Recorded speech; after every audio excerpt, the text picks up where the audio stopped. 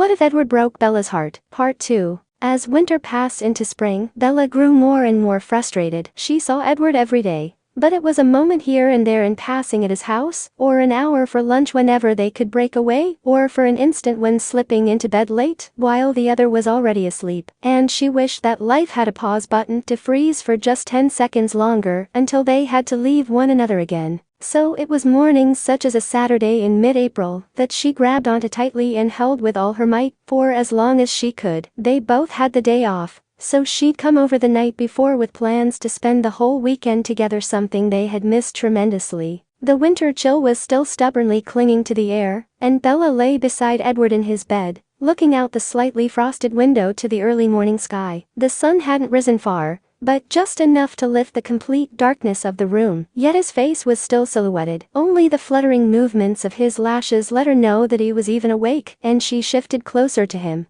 "Good morning," Bella whispered, brushing her lips on his collarbone. "Why are you awake so early?" "Just couldn't sleep," thinking, Edward replied, turning his head to kiss her gently. "I've really missed you this week, baby." I've missed you too," Bella murmured and rolled her body on top of him, straddling his hips. "Hopefully, it will be the last week like that for a while. Having the new people should help out a lot." "Still not enough," Edward replied in a gravelly voice, wrapping his arms around her and sitting up. "I want you here all the time." Bella laughed against his lips as they met hers, clasping his face between her hands and giving a soft moan when his hold tightened around her. "Baby, I am here all the time. Sometimes, I wonder why I still have an apartment at all." Her comment was meant to be teasing, but as she gazed at him, there was no trace of humor in his expression. Edward's fingers splayed across her back, running slowly over the soft cotton of the t-shirt covering her skin. She could see his thoughts swirling in his intense green eyes as they moved over her face, finally meeting hers. "What would you say to moving in with me?" Bella's entire body stilled over him, her hands slipping from their hold on his jaw and settling on his chest. "You really want me to live with you?" "Always, forever and permanently," Edward replied, and she felt his fingers gripping either side of her waist. "It wasn't just the alcohol talking that night, Bella. I've wished 1,000 times over the last few months that I'd never touched a drop, so I'd never have to prove that. And the more time I spend away from you, the more I know that I never want to live without you. You're the one I want to spend the rest of my life with." "I want that too," Bella whispered, gazing down at his chest where her fingertips were tracing circles over his skin. "So much." "Then will you marry me?" Edward asked softly, and Bella's eyes slipped closed, swallowing hard against the lump of excitement forming in her throat. His hand rose to brush her sleep-tousled hair away from her face, and she leaned her cheek into his palm. "Too much too soon?" Bella opened her eyes to look at him again, finding a nervous expression present in his features. Her hand rose to curl around his neck, and she lightly fingered the ends of his hair. "Are you ever going to stop doubting everything you say?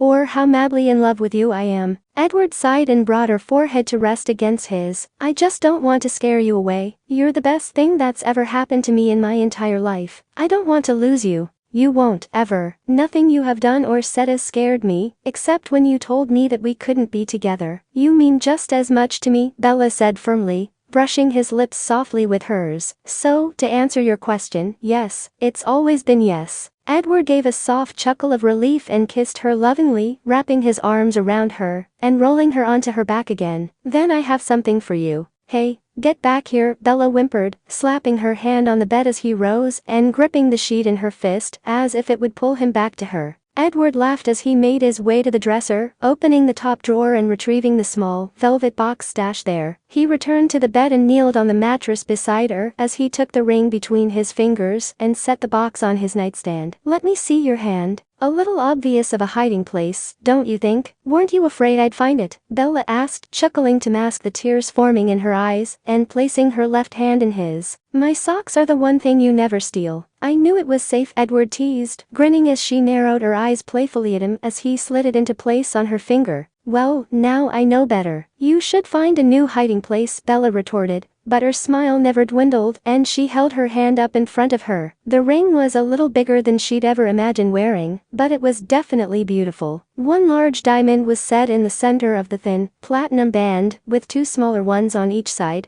but it didn't weigh her hand down either. It was perfect. "I love it, Edward, and I love you." "I love you," he whispered in reply, slipping back under the covers next to her and lowering his lips to hers. "Forever." and always. You're stuck with me now, Mr. Cullen, Bella mumbled, gripping her arms around his shoulders. I could definitely think of worse places to be stuck, Edward answered with a laugh, muffling her echoing one in a passionate kiss. The move from her apartment and into Edward's house was barely noticeable. A box here, a stuffed bag there, and she was almost fully settled there within the first week. His key joined the remainder of hers on the ring, rather than its previous holding place in the zippered pouch of her wallet. Yet, nothing else seemed to drastically change. It just felt natural, normal, and she loved every minute of it. Edward had left early that morning to run some errands for his mother, so Bella decided to kill some time and do a little grocery shopping. The evening ahead of them was the first one they would have without having to go anywhere or do anything all week, and she was intent to make a special dinner to enjoy together. As she stood in front of the Peppers, she felt an odd sensation of being watched. Her eyes scanned the area around her as she reached for the roll of plastic bags, yet saw no one.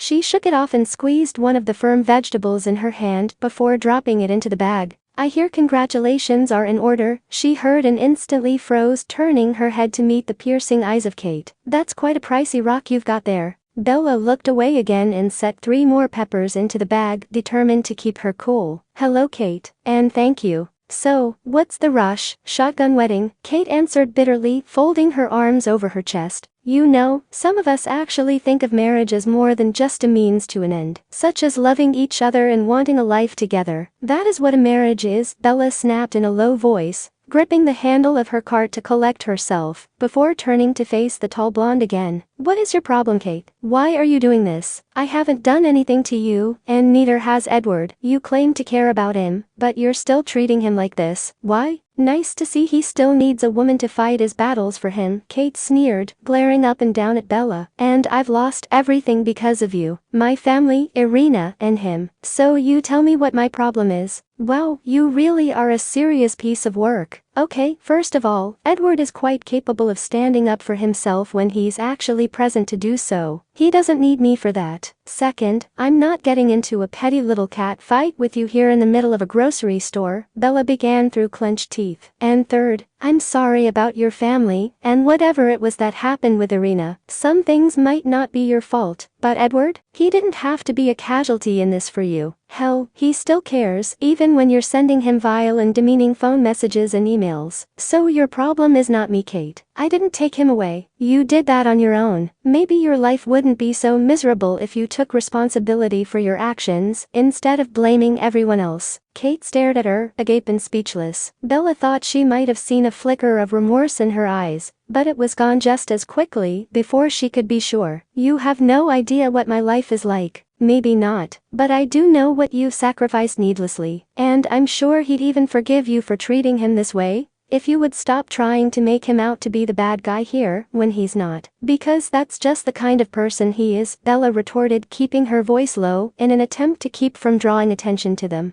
Oh, and I'm sure you would just love that. Another woman to share your man's affections with, Kate replied sarcastically, rolling her eyes. Bella gazed at her with a raised brow, as she watched an indecipherable expression cross Kate's features. Insecurity? Hurt? She couldn't tell. I know Edward loves me, but I also know that I am not the only person in his heart. I don't have the need to keep him all to myself to reassure me of his feelings. If you really care about him as you say you do, show him and stop hurting him. That's the only real problem I have with you, Kate. Because I love him that much. Kate drew in a deep breath and turned to walk away, halting after a few steps with her back still to Bella. Can you tell him I'm sorry? No, Bella answered with a shake of her head, and the woman's eyes met hers again. Only you can really do that. It won't mean anything coming from me. Kate moved away without another word, and Bella sighed heavily. Even with as much as Edward tried to brush it off, laugh or gotten angry at times, she knew that the loss of his friend had affected him tremendously, and he was hurt. And deep down, she hoped that Kate would make the right decision. This place really is boring, Edward said suddenly later that evening as he sat beside Bella on the couch. Okay, Mr. Random, happy to hear that my company is so exhilarating for you, Bella replied in a joking tone, and tilted her head on its perch on his shoulder. Edward laughed and looked down at her, brushing his lips softly on hers. That's not what I meant, you silly woman. So what did you mean? She asked, shifting her body to straddle his lap. Edward settled one hand on her hip and gestured with the other toward the flickering candles on the shelf above the television. Things like that have never occurred to me, and it makes a huge difference. I've never thought much about decorating this place. You come in, add these little things, and it feels like an entirely different house. I'm sorry. If you don't like them, I can take them down, Bella replied in a soft voice, lowering her eyes to his chest. Stop that. Does it really sound like I'm complaining? If it does, I apologize. It wasn't intended that way, Edward said, his hands running along her sides. I like the change from a bachelor's house to something warmer like this. I just never realized how sparse and plain it was before. Bella's tension decreased and a smile broke through on her lips, but slowly disappeared as the events of that morning resurfaced in her mind. Edward, I have something to tell you, and you might not like it very much, but I don't want any secrets between us. Edward's brow creased and his shoulders stiffened, gazing at her worriedly. What is it? Are you unhappy here with me? No, of course not, Bella answered quickly and took his face in her hands, giving him a firm, assuring kiss. I am so happy here with you. I told you, you're stuck with me now. Edward relaxed infinitesimally and opened his eyes to give her a wary glance. Then what? I saw Kate this morning at the store, Bella replied, and he instantly became rigid again, beginning to ramble almost incoherently until she placed her fingers on his lips. Relax, it's okay. Nothing she could ever say or do is going to change this between us. But I think you should talk to her. Edward sighed with a sarcastic laugh and rested his head back on the couch, shaking it slowly. What could I possibly have to say to her? Bella, she's been nothing but vile and hurtful through all of this. Why should I talk to her? Bella returned her hand to his cheek and lightly stroked it with her thumb. I know you're angry and you honestly have every right to be, but I don't think pushing it aside or keeping it to yourself is what's best for you, and I believe a part of you misses her. I miss my Kate, Edward admitted, opening his eyes to look at her again, but all she's shown me in the last few months is that the person I adored never really existed. I can't just forget that and move on like none of this happened. I'm finally happy for the first time in so long, Bella. I don't want to ruin that. How can that be ruined? Bella asked and kissed him gently. I love you, Edward. She can't take that away from you. We're getting married and going to make pretty babies someday, and get old and wrinkly together. I want you to be thoroughly happy with every aspect of your life. I am, baby. I have you. I have my family and a job I love. What else do I need right now? Maybe telling her how you feel, how she's made you feel. You're bottling it all up, and I'd hate to see that fester, Bella replied as she slid her arms around his neck. I told her that I wouldn't relay this message to you, but she did say she was sorry. I don't really know her, but I truly think she meant it, in her very strange way. I'm not asking you to make the first move, because you really don't have anything to atone for. But if she does contact you, will you give her a chance? Edward released a heavy breath and appeared to be deep in thought for a moment, pondering what she had just said. He pulled Bella closer, wrapping his arms around her, and resting his cheek against her hair, as she laid her head on his shoulder. If she contacts me, I will listen, but I can't promise anything else. Thank you, Bella whispered and pressed her lips to his neck. You're a good man, Edward. Edward remained silent for what felt like several minutes, lightly stroking her back with his hand. The slow, calculated movement of his touch roused an uneasiness within her, and she lifted her head to look at him, gazing at his face in question. Since we're on the topic of confessions of sorts, I have one for you.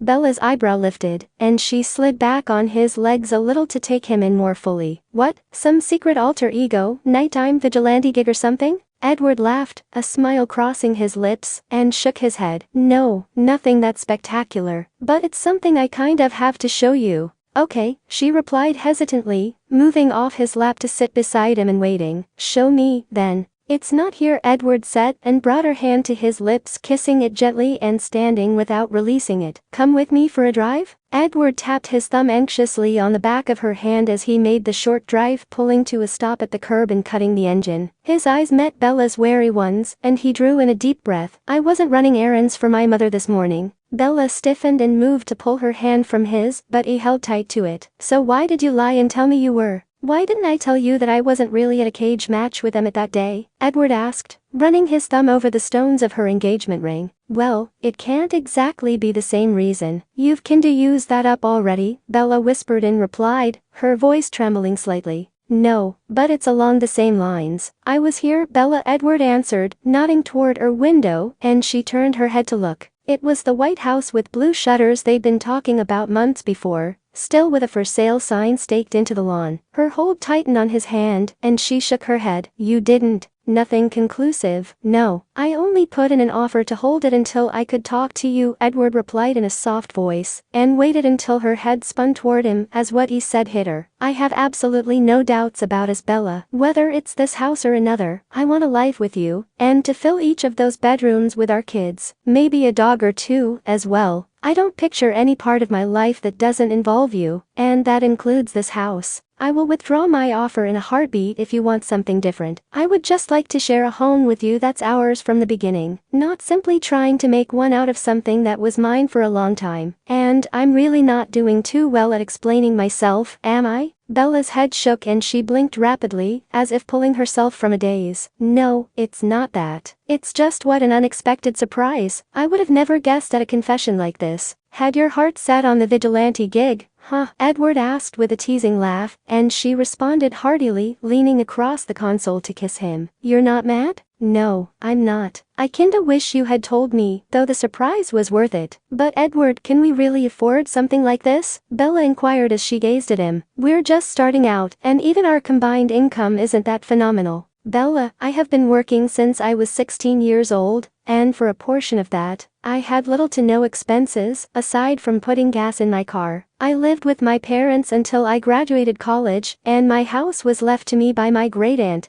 because I was the only unattached one of the kids. So, I have a nest egg in place. And once I sell my house, it won't be that difficult to manage. But this right here, Edward paused, motioning his hand between them, is why I have that nest egg. For when I found the woman I wanted to spend the rest of my life with, and to build the family with her that I've always desired. And you are more than I could have ever hoped for. You're my perfect dream, Bella. And I'd like a home to bring you to when we get back from our honeymoon. Bella smiled at him with watery eyes, cursing the console between them that prevented her from sliding over into his lap. Instead, she pulled him to her and rested their foreheads together, stroking his hairline with her fingertips. I hope you never stop feeling that way about me, because that is always the way I'm going to feel about you. But are you sure you want to throw your life savings into something like this? The $1,500 I have in my own savings account right now really doesn't contribute much, and you shouldn't have to take all this on yourself. We're supposed to be a team in things like this, right? Baby, I've already told you that this is what I have it for. I didn't put it away for any other reason. Money doesn't mean anything to me. I'll make more, and even if I didn't, I'd still have you. That's what's important. None of my dreams can come true if you're not part of them, Edward replied, his eyes holding her seriously. I wish I had a tape recorder, Bella answered, causing Edward to shift his head back to look at her in confusion to find tears streaming down her cheeks. A tape recorder? He asked, still unclear as he brushed away the wet trail on her skin with his thumb. Why? To remind myself of all these things you're saying when we've been married for 10 years, and I've packed on the baby fat from all those kids you've mentioned, and I'm not quite as perfect anymore as you seem to see me as now, Bella whispered softly, though there was still a strain to her voice. Bella, I'm never going to stop telling you. Pack on 300 pounds, and it won't matter. You'll always be my Bella, and that is what makes you perfect to me. Not your face or your body, but you. I'm not going to be this lean and unbearably sexy forever, either, you know, Edward answered, pressing his lips to hers as she laughed through her tears. That's so much better. No tears, baby. At least, not in fear of how I'm going to feel about you in 10 years, or 20, or on our golden anniversary. I'm going to love you until the second I take my last breath, and beyond, if such a thing exists. You're so certain, Bella said in a voice full of wonder, her eyes roaming his features, and he nodded. Throughout his life, he had observed his family and knew that one day, he would find one woman, and love her and only her for the rest of his life. Even into their 90s, his grandparents had held hands, shared kisses and loving glances, until they were parted by his death, and she followed only weeks later. His own parents were still as deeply in love as they had been when he was a child, as were his aunts and uncles, cousins. The deep, passionate, forever kind of love seemed as if it was ingrained into his genes, as there hadn't been a single divorce in the family within living memory. His would have been the first. He didn't need to think on that anymore. He'd found his one, and he'd never let her forget how much she meant to him. Can I look at the house sometime, before I say yes or no? Bella asked, biting her lip nervously. I want to make sure it's enough for all those babies. Edward smiled broadly at the glint in her eye from the street light flickering on overhead, and their lips met firmly, and Bella held his face close to hers as their kiss parted. Of course, baby, I want you to be happy in our forever. I always will be. I love you, Bella whispered a reply, pecking his lips again gently and smiling as he returned the sentiment. Is it too soon to start planning the wedding? Not all, Edward answered with a contented laugh, tracing her cheek again with his thumb. I'm surprised my family hasn't already been calling and nudging us toward picking a date as it is. Good. How does October 19th sound? Bella asked, and his brow rose sharply. No, your family hasn't gotten to me yet. I've just been running it over in my mind. It's more than a month after my birthday. It's not summer hot, but not winter freezing either. Gives me more options as to what I wear for a dress, but also not too far off in the future. I don't need a year or 18 months to plan my perfect wedding. As long you're at the end of the aisle waiting for me, it could be tomorrow and still be perfect, but I know you want your family there, and I need my dad to give me away, and he doesn't exactly know we're engaged yet.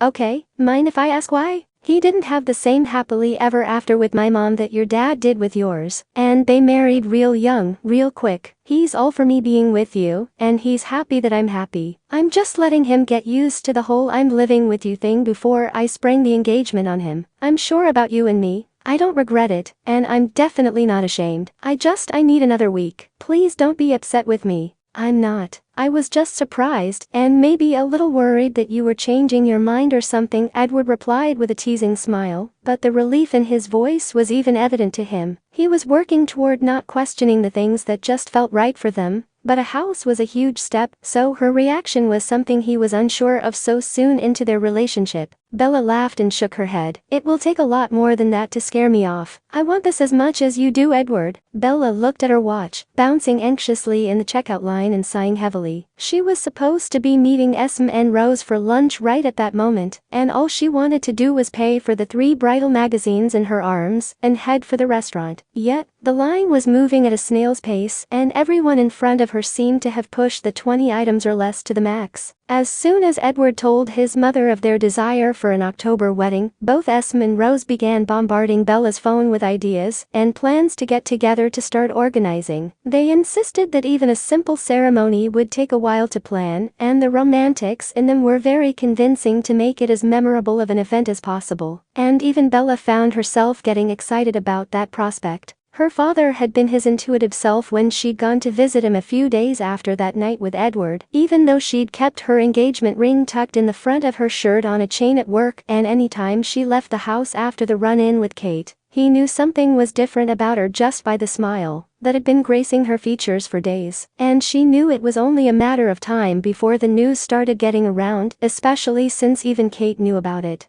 So she nervously told him about both the engagement and the house. Let me ask you something, Bells. Are you happy? Charlie asked as she set her ring back in place on her finger. Yes, Bella replied, and a radiant smile reappeared on her lips with her nod. I've never been this happy in my entire life. He is the most incredible man I've ever met. I just wasn't sure how you would feel about everything moving as fast as it has, with what happened between you and Mom. Bella, your mother and I were very young, and we wanted different things. We barely even knew each other. That doesn't seem to be the case with you and Edward, he said, and Bella shook her head. As long as you're happy and you're doing what's right for you, that's all I want for you, honey. You're getting married because you love him, and things like that don't have a set time frame. So, tell me about this house. His reaction had been a relief to her, and she began excitedly telling him about the walkthrough that she and Edward had done of the house the day before. It wasn't huge, but it was so easy to envision their future in each room they walked through. Morning coffees in the kitchen, evening dinners in the dining room, family movie night in the living room, chasing the kids through the upstairs hall as they tried to avoid bath time before tucking them into bed. There was even a large wooden structure in the back corner of the yard with a slide, swings and ladders to climb, and she could already see them playing and hear their squealing laughter. And of course, the aspect she wasn't quite as eager to share with her father, the alone time she was anxious to spend with her future husband within the confines of that house, both before and after the children.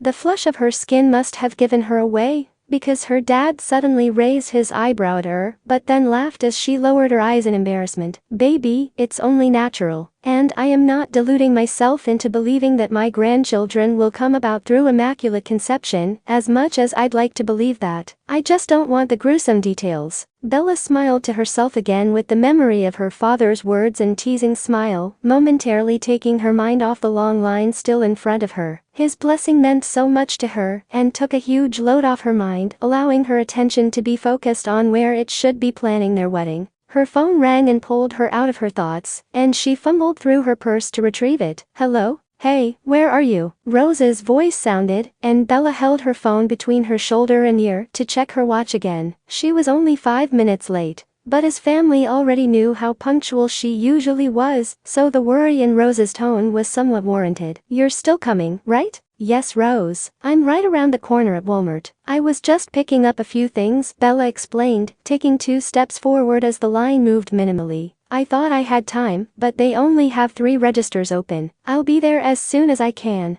Okay, good. I thought I was going to have to come and drag you out of bed or something like Emmett had to with Edward this morning. It's too soon for the wedding jitters to start, Rose answered with a laugh and then paused to relay the information to Esme. So, we'll see you in a few. Bella ended the call and resumed shifting from foot to foot with her impatience, and then jumped for the next line when another cashier appeared. The woman gave her a knowing smile as she rang up the magazines, and Bella looked down to her purse again to grab her wallet. So, when's the date? She asked as Bella handed the cash over. October 19th, Bella answered softly, smiling when the woman offered her congratulations. Thank you. After grabbing her change and receipt, Bella hurried out of the store and to her car. Voicing her wedding date to a complete stranger struck her with a renewed sense of urgency. There was so much to do in so little time, and she began to wonder if maybe she would need a year to arrange everything. The venue, the flowers, the rings, the dress, the list was overwhelming. She was tense when she finally arrived at the restaurant and spotted the 2 women waiting for her at the table, clutching the bag to her chest. It's never too soon for wedding jitters, Rose, Bella said in lieu of hello and sat down. Will everything even be ready by October? Yes, Esme replied in absolute certainty, placing her hand on Bella's shoulder. We'll make sure of it, sweetheart. Don't be nervous. I'm not. Well, I am, but not about getting married. Just the road from here to there, Bella answered, setting her bag on the table. I don't know what kind of dress I want, or anything about flowers. I'm so out of my league here. And that's what we're here for, Rose said with a broad smile, waving her hands with flair. In a family as large as ours, event planning tends to come with the territory. Just last year, we helped plan 3 weddings, 1 sweet 16 party, and a 25th anniversary bash. We're the best party planners money can buy,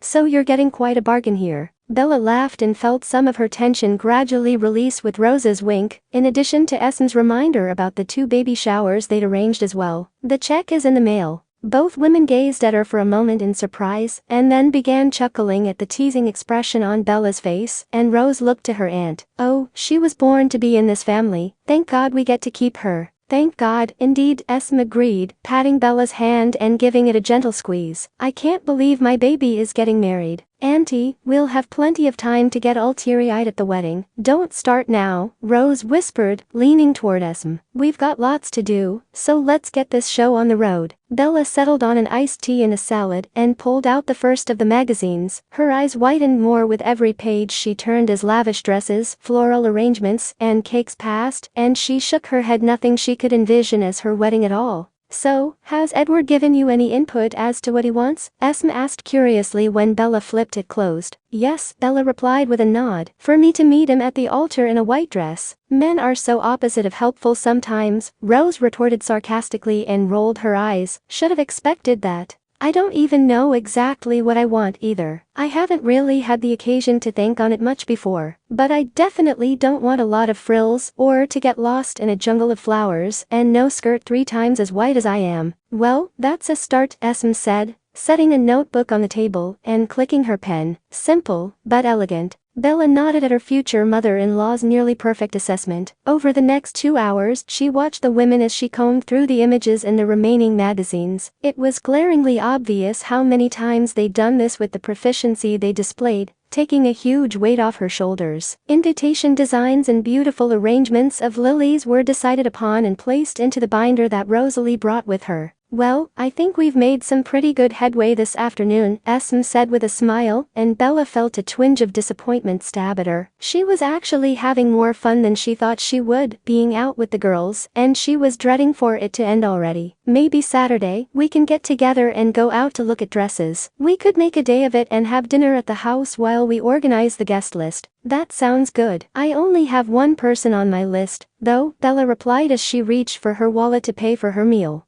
No other family or friends you want there? Rose asked curiously with a creased brow. Bella shook her head and sighed when Esme told her that she would be covering lunch. No, I'm not much of a socializer normally, and my family is really small, so it's pretty much just me and my dad. I haven't heard from my mom since I was probably about 3, and I wouldn't have any idea where to send an invitation anyway. But as long as I've got my father there, that's all that matters to me. Esme's hand curled around Bella's again, and her eyes grew sad. I'm so sorry. I had no idea. It's fine. It doesn't bother me much anymore. My dad loves me enough for both of them, Bella replied and smiled, but it fell soon after. She never really wanted to be a mother anyway. And you have us now, too. Don't forget that, Rose added and took Bella's other hand. I won't, Bella whispered back and her smile returned. They gathered their things and headed out of the restaurant, hugging in the parking lot before parting ways to their respective cars. All the way home, her mind was stirring, though she felt mentally exhausted. They had barely scraped the surface of everything that needed to be done for the wedding, and while she enjoyed the time with Esme and Rose, she was looking forward to October even more. The stress of planning would be over, and she would be married to Edward, with the only thing left to think about being their future together. Bella pulled into the driveway to find not only Edward's car, but Emmett's as well, and walked into the house to hear them yelling at each other. She peeked cautiously into the living room and hid a laugh behind her hand when she spotted each of them holding controllers and a racing game on the television. Come on, you son of a bitch, turn. My best man status is riding on your sorry ass, Emmett exclaimed, twisting his body in massive arms, as if it would help shift the car in the desired direction.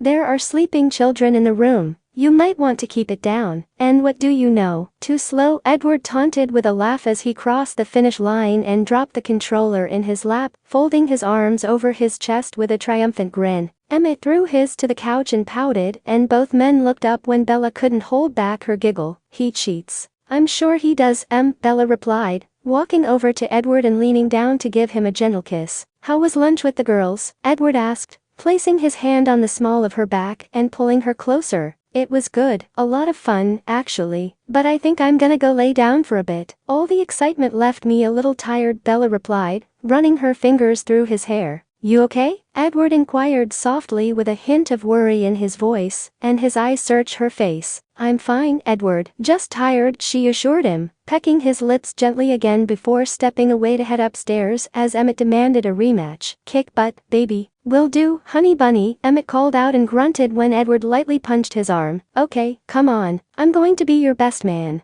Edward laughed victoriously as he beat Emmett for the 4th time, and rolled his eyes when he insisted on a different game. He'd never had any intention of not asking Emmett to be his best man, but it was definitely entertaining to taunt him with it. Yet even with the fun he was having spending the day with his best friend, Bella's demeanor when she came home remained close to his thoughts. She never really was one to take a nap in the middle of the afternoon, and she had appeared really tired. He hoped it was simply from the enormous task of planning the wedding, and that she wasn't coming down with something. He knew how passionate his mother and Rosalie could get when they immersed themselves into planning such a huge event, and it could be exceedingly overwhelming to anyone unaccustomed to it. That's all it is, I'm sure of it, he assured himself and settled back into the couch while Emmett changed the game. Dude, you seriously need a new TV. The static from these speakers is horrendous, Emmett griped and returned to sit beside Edward. I have more important things on my mind than a television. Certain little some things like a wedding and buying a house, Edward replied, casting him a sideways glance. And getting busy in the baby making, Emmett added with a nudge to Edward's elbow, and then looked down to his own 2 children fast asleep on the floor with pillows. I never thought I would love being a dad this much, and now, I can't imagine my life without either one of them. If I could convince Rose to do it again, I so would. There's nothing in the world quite like it, man. And you're gonna be a great dad. Thanks, but it's going to be a while before we start on that adventure, Edward replied and rolled his neck. I doubt very much that Bella wants to walk down the aisle with a bulge, and I'd like to be married to her first. I'm still a bit old-fashioned on that point. Alright, first things first, then. I'm gonna kick your scrawny ass to secure my position, Emmett said, cracking his knuckles and grabbing the controller again. Edward's focus drifted from the game and back to Bella, giving Emmett the added advantage. Though he hardly needed it, he'd always been far better at the fighting games anyway. Her enigmatic behavior was still troubling him, despite all his efforts of convincing himself that it was nothing to worry about. Once Emmett finally left with his best man title in place, Edward made his way upstairs to the bedroom to check on her. Bella's gaze met his when he entered, and she offered him a smile. Her face was settled on his pillow with her arms wrapped around it. Are you done teasing him yet? For now, Edward replied with a grin and walked over to the bed to lie down next to her, propping himself up on his elbow, as he brushed a stray hair from her forehead. Are you sure you're okay, baby? Bella nodded and nuzzled her cheek into the pillow. Yeah, I just hadn't thought about how much I missed having a family in a long time. The two sides of our wedding are going to be drastically unbalanced. I'm not upset, really. I honestly don't know what I'm feeling. Edward lowered down beside her and slid his arms around her shoulders, holding her to him. You know you can talk to me, Bella. If something's bothering you, I want to know. And maybe it's not much of a consolation, but you're about to have more family than you know what to do with. Bella hugged him tighter and placed a kiss on his chest, stilling there for a moment before mumbling into his shirt. I know. Rose said that too, in not so many words. And a majority of the time, I don't miss not having a mom. I know I was better off for the most part without her, but moments like this make me wish that she cared just a little, you know? Edward closed his eyes and pressed his lips to her hair, twirling the strands with his fingers. I'm so sorry, baby. I can't imagine how that would feel, and I wish you didn't have to, either. I'll be fine. Like I said, it's only a moment, Bella replied and then lifted her head to look at him. I just never understood how a woman could carry a baby for 9 months, give birth, but then feel nothing for that child. Shouldn't there have been something? Anything? I haven't even had my kids yet. I don't have those little faces looking up at me, and I already want them so much. But she had me inside her, felt me move and kick, heard my heartbeat, held me after I was born, and she could just walk away? Even if she didn't love my dad anymore, if she ever did, she should have loved me, right? Edward felt his heart breaking for this woman he loved more than life itself, feeling inept in how to comfort her. It was impossible for him to imagine how that would be, to have a mother that didn't want him, knowing how much he meant to his own. Bella had been very elusive when talking about her family in the months they'd spent together, never really wanting to discuss it unless it was about her father. It was unbearable to watch her hurt that way, and he brought his hand to her face, stroking her cheek lightly with his thumb, and she leaned into his palm. Some women are just not meant to be mothers, and she missed out on a truly amazing daughter, Bella. That was more of a loss to her than anything, even in moments like this. You're so much better off having one parent that loves you more than anything, than to grow up like that with two.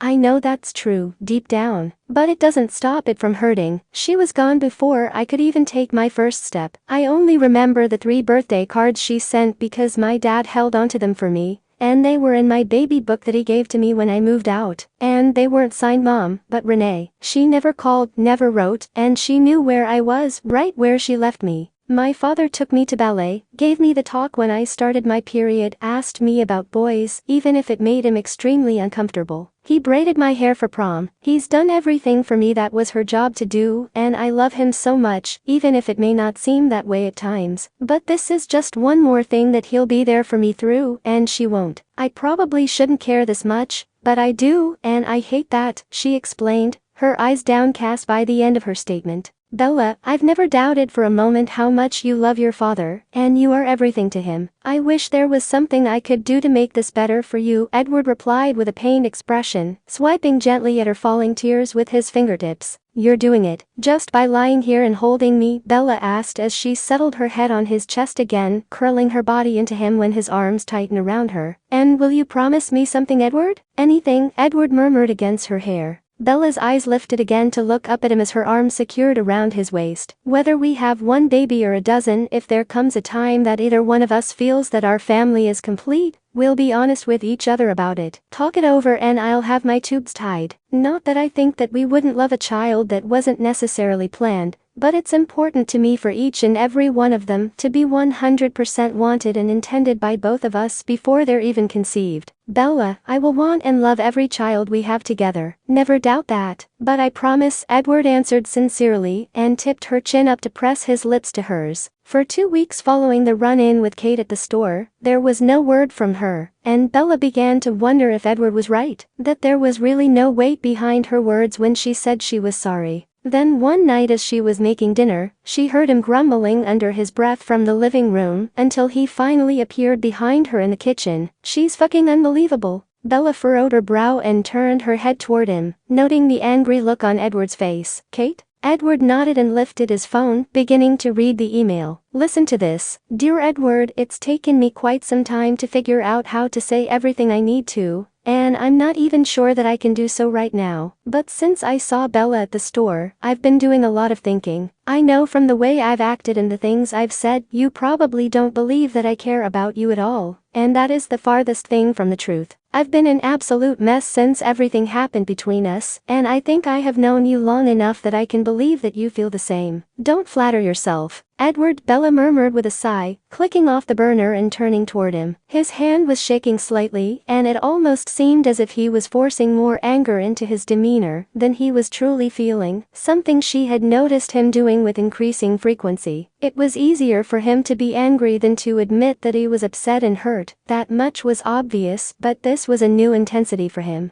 "It's still all about her," Edward exclaimed, tossing his phone on the counter. "May I?" she asked, pointing to the device, and he waved his hand dismissively. She took it into her hold and brought the screen back up, continuing through the email silently. "I've lost everything, including Irina. She couldn't understand why I was so angry about the engagement coming to an end, and knowing your relationship with Bella would start shortly thereafter. I already felt that I'd lost you as well, since there aren't many women who would tolerate their boyfriend having a female best friend, even if I had never thought of you that way. That she wouldn't understand the connection we've shared for nearly our entire lives. I know that none of this excuses my behavior, but you were the only one who ever got me and loved me exactly the way I was in anything I went through growing up, and Irina took that the wrong way, and thought I was saying that I didn't believe that she loved and understood me the way you did and left, and I've never felt so alone in my life. I really am sorry, Edward. I can see now how wrong I was, and Bella truly is an amazing woman. She could have clawed my eyes out and screamed at me for the way I've treated you both, and I know I deserved everything she did say to me. I only hope that she's right and that someday you can forgive me. I do love you and I miss your friendship. Would it be possible for us to meet for coffee or something and talk? I will understand if you say no, but it would mean so much to me if you said yes. My phone number is still the same, or you can send me an email with your answer. I hope to hear from you soon. Love, Kate." Bella looked up from the phone to Edward, finding his jaw clenched and his fingers balled tightly into fists. "She sounds sincere, for Kate. For Kate. It's all about Kate." Edward growled and drove his hands into his hair as he began pacing. "What she's lost, and what she wants. I'm sorry doesn't make everything right again, Bella. I don't expect it all to be about me, but something would be nice. I know that, baby, but she needs to know that too," Bella replied calmly and set the phone on the counter, catching his hand and pulling him toward her. "You wouldn't be this upset if it meant nothing to you." Edward sighed and closed his eyes, gripping either side of her waist with his fingers. "I said I would listen, and I will, when I'm ready to see her. I can't do this over the phone or in an email. I can't take the easy way out like this." Bella brought her hand to his face as he nodded toward his phone and looked to her again with questioning eyes. "That's fine, Edward. Do whatever it is you need to do. I'm not going to go crazy jealous girlfriend on you, I promise." "She was definitely right about one thing," Edward replied in a much calmer voice, and circled his arms around her. "You really are one amazing woman, but I already knew that." Edward drew in a deep breath before pulling the door of the small coffee shop open and stepping inside a few days after Kate's email, his eyes perusing the surroundings, until they landed on the familiar blonde hair he was searching for. Her head turned and their gazes met, a nervous smile tugging at her lips as she gave him a small wave. Kate had never appeared so demure and petrified in all the time he'd known her, and he felt a momentary weakening in his resolve to do what he needed to do and say what he came to say. He stood at the counter while he waited for his coffee, collecting himself before he made his way over to the table. "Kate,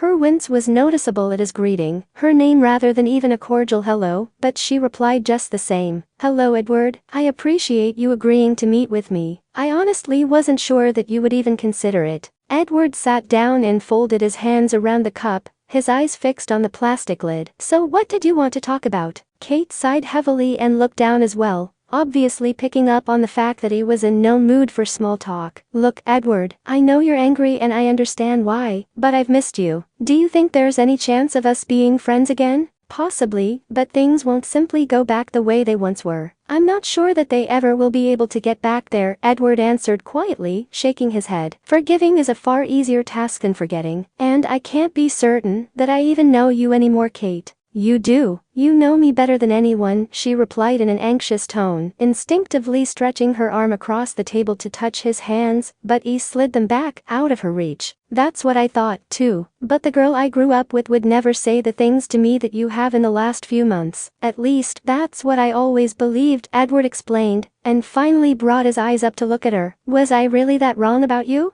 "No, you weren't. I don't know that I can really explain why I acted that way or got that angry," Kate said, and rested her lips against her folded hands. "Why don't you give it a try? You've got me here for that purpose, right?" Edward asked tensely and took a sip of his coffee. "I can't just let this go and pretend everything is okay. That's just putting a band-aid over a gunshot wound. It's not like this is the first time I've ever had a girlfriend, Kate. So how could you have thought that just because I wanted to date Bella, you would mean any less to me? That doesn't make any sense. I have never turned my back on you for such an idiotic reason, so why the hell would I start now? I knew Bella was different. She wasn't just another one of your girlfriends or a passing fancy, and I was, at the very least, right about that. You're already engaged to her, after all," Kate responded with a shrug. "Maybe you think it's ridiculous, but it was the first time I really felt threatened by a woman in your life, that she'd be the one to finally take you away from me. And you were the only real good thing I had in my life for so long, aside from Irina." Edward laughed humorlessly and rested back against the seat. "That is ridiculous. You should have known that if Bella turned out to be one of those women who couldn't understand that I had friends, regardless of gender, the relationship wouldn't have lasted, and I definitely wouldn't be marrying her. Having faith in someone is a huge part of any relationship, even friendship, and you had none in me. I know and I'm sorry. You've never given me any reason to doubt that," Kate said in an ashamed tone, lowered her chin. "Yet, you thought pushing me away by being a raving bitch was a better idea," Edward stated. It wasn't a question, that was exactly what she'd done, and it was so obvious to him now. All of her over-the-top behavior and words that he'd had difficulty believing at the time were actually being done and said. Even the drama queen tendencies she was prone to didn't explain the full extent of her actions, and nothing about Kate had made sense, yet it was beginning to come together for him. As horrible as that sounds, yes, if I let you go myself, as badly as that hurt, it would never hurt as much as watching you slip away from me slowly, Kate replied, lifting her tear-filled eyes to Edward. "But how that might have affected me didn't matter at all to you," Edward spoke through tight lips. "Did you even think once about how the things you were saying and doing were hurting me? Did you give a shit? Or is Kate really the only person you truly care about? If that's the case, I don't need a one-sided friendship like that, and I'm not going to sacrifice the best thing that's ever happened to me to ease your insecurities. So, if that's what it's going to take, there's nothing more for us to say here." "Edward, I would never ask you to give up Bella," Kate answered quickly in an attempt to stop his rise from his seat. "And of course, I thought about you. But I thought if you were angry enough the pain would be less for you as well. I never wanted to hurt you. I just didn't know how to deal with losing everything in one clean swipe. That is one of the oldest tactics in the book and one that rarely works. And you didn't have to lose everything. Aside from your family, you did everything else yourself. Irina, your job, me. Only you can fix it. No one can do it for you. Maybe you should even talk to someone about it, professionally." "You think I'm nuts?" Kate gasped with wide eyes as she gazed at him in shock. Edward shook his head, leaning forward on the table with his palms. No, but I do think your behavior has been extremely irrational and erratic, and it's destroyed nearly every relationship in your life. I won't say fuck you, have a nice day, but you need to sort yourself out before we can have any chance of salvaging some part of our friendship. There's a little snag in that. No job, no income, cut off from the family, so no insurance either," Kate answered, folding her arms around her waist. You need to get your life together. It's been months. You won't get another job by sitting here, feeling sorry for yourself. Nothing is going to get better or easier without some serious effort on your part. Stop hanging around and waiting for all the solutions to fall into your lap, handed to you without a price. You'll be waiting forever. There's one thing I know I can always rely on you for, Edward, Kate said with a hint of a smile. I know you've kept a lot of what you think to yourself over the years, and you'd never hurt me without cause. But somehow, you've also managed to always be brutally honest with me when I really needed it. Even if your kicks to my ass aren't necessarily rough, you always get your point across. Edward chuckled softly and straightened to stand. I always will be, Kate, no matter what. And I can't promise what the future holds for our friendship, but I'm willing to try if you are. Thank you, Kate whispered, closing her eyes and covering her face with her hands. You are a much better person than I am, and more than I deserve, but thank you. He gazed at her for a moment and exhaled heavily, reaching his hand out for her elbow, and gently guiding her to stand in front of him. Pulling her closer, he embraced her, and she gripped her arms around his waist, pressing her face to his shoulder. I'm still angry and it's going to be a long road. Kate nodded against him, holding him more securely as if he was going to evaporate. I know. But I do still care about you, Kate. That hasn't changed, he murmured into her hair. I don't understand how, but I'm grateful. Because love doesn't work that way, Edward replied, and she lifted her head to look at him. If it just disappears because you're angry and hurt, it didn't truly exist in the first place. And I can't remember a time in my life that I haven't loved you. So yeah, forgiveness and trust might take some time, but not because I don't care. I love you too, Edward, and I'll do whatever it takes so that you believe that again someday, Kate answered, resting her forehead on his chest. And I really am happy for you. Bella loves you so much and she's a lucky woman. I hope I can earn her forgiveness as well. Edward ran his hand over her back in a soothing gesture. I'm sure you will. Let's just take this one step at a time, though, alright? Edward walked out of that coffee shop feeling much different than he thought he would, and he wasn't quite sure how to process it. He'd anticipated doing just as he had promised and listen to Kate tell her how he felt, and finally have some closure to the past to be able to move forward. What he hadn't predicted was even a degree of remorse from her. In all the years Edward had known Kate, he couldn't remember a single moment of seeing the sight of her she'd displayed at that table, and the woman he spoke to that morning was almost unrecognizable to him, within a face that was as familiar to him as his own. She still made excuses, but took some responsibility for the mistakes she'd made and acknowledged at least a portion of her fault. It was progress that he hoped would continue, since only then would there be a chance to build their friendship again. Truth be told, he did want that. Despite the reservations he knew his family would have, they didn't trust her, and he understood why. Even he didn't do so as he once did. But if she was truly sincere and put forth the effort she said she would, he believed it would come in time. And only time would tell. Before Bella knew it, September rolled around and with it, her birthday. Yet, it had been the last thing on her mind. After months of negotiations and trading offers, they had finally closed on the new house and put Edwards on the market. In a week's time, they could start moving in and preparing their new home for the start of their life together. The wedding was also a little over a month out, and she was both nervous and excited in almost equal measure. It depended on the day as to which emotion won out. Edward, on the other hand, had been unnervingly calm, and Bella could admit that it drove her a little crazy. No matter what glitch arose, he was so confident that everything would work out, which it always did, but that was entirely beside the point. Yet, in complete contrast, his demeanor had also kept her from completely losing her mind, so she had conflicting moments of wanting to either shake him or kiss him senseless. The morning of her birthday, Bella woke to the feel of Edward's body pressed firmly against her back and soft kisses trailing along her neck. A sleepy smile stretched across her lips, and her hand reached back to lace into his hair. Morning, happy birthday, beautiful, Edward whispered in her ear and turned her chin with his fingertips to kiss her. Bella gave a happy sigh and snuggled back against him. You already said that at midnight. Like I have a designated quota? I don't think so, Edward answered with a smile and kissed her firmly again, rolling her body to face him. So, what do you want to do today? You mean, aside from what we're doing right now? Bella teased with a devilish grin and wrapped her arm around him, causing him to playfully roll his eyes. I want to take you out. Edward's brow creased and he gazed at her in question. Isn't it supposed to be the other way around? It's your birthday, after all. Bella pecked his lips once more without a word and wiggled out of his arms, laughing as he groaned when she didn't bother grabbing her robe and walked out of the bedroom in the nude. After a quick shower, she returned in a towel to find him still in bed. "Get your ass up now, Cullen. It's my birthday, so what I say goes," Bella said, tugging the comforter from the end of the bed and slowly uncovering him. He grabbed hold of it and shook his head with his eyes closed, keeping his hips shielded. "Baby, it's nothing I haven't seen before many times just last night, in fact, so modesty is a wasted effort with me."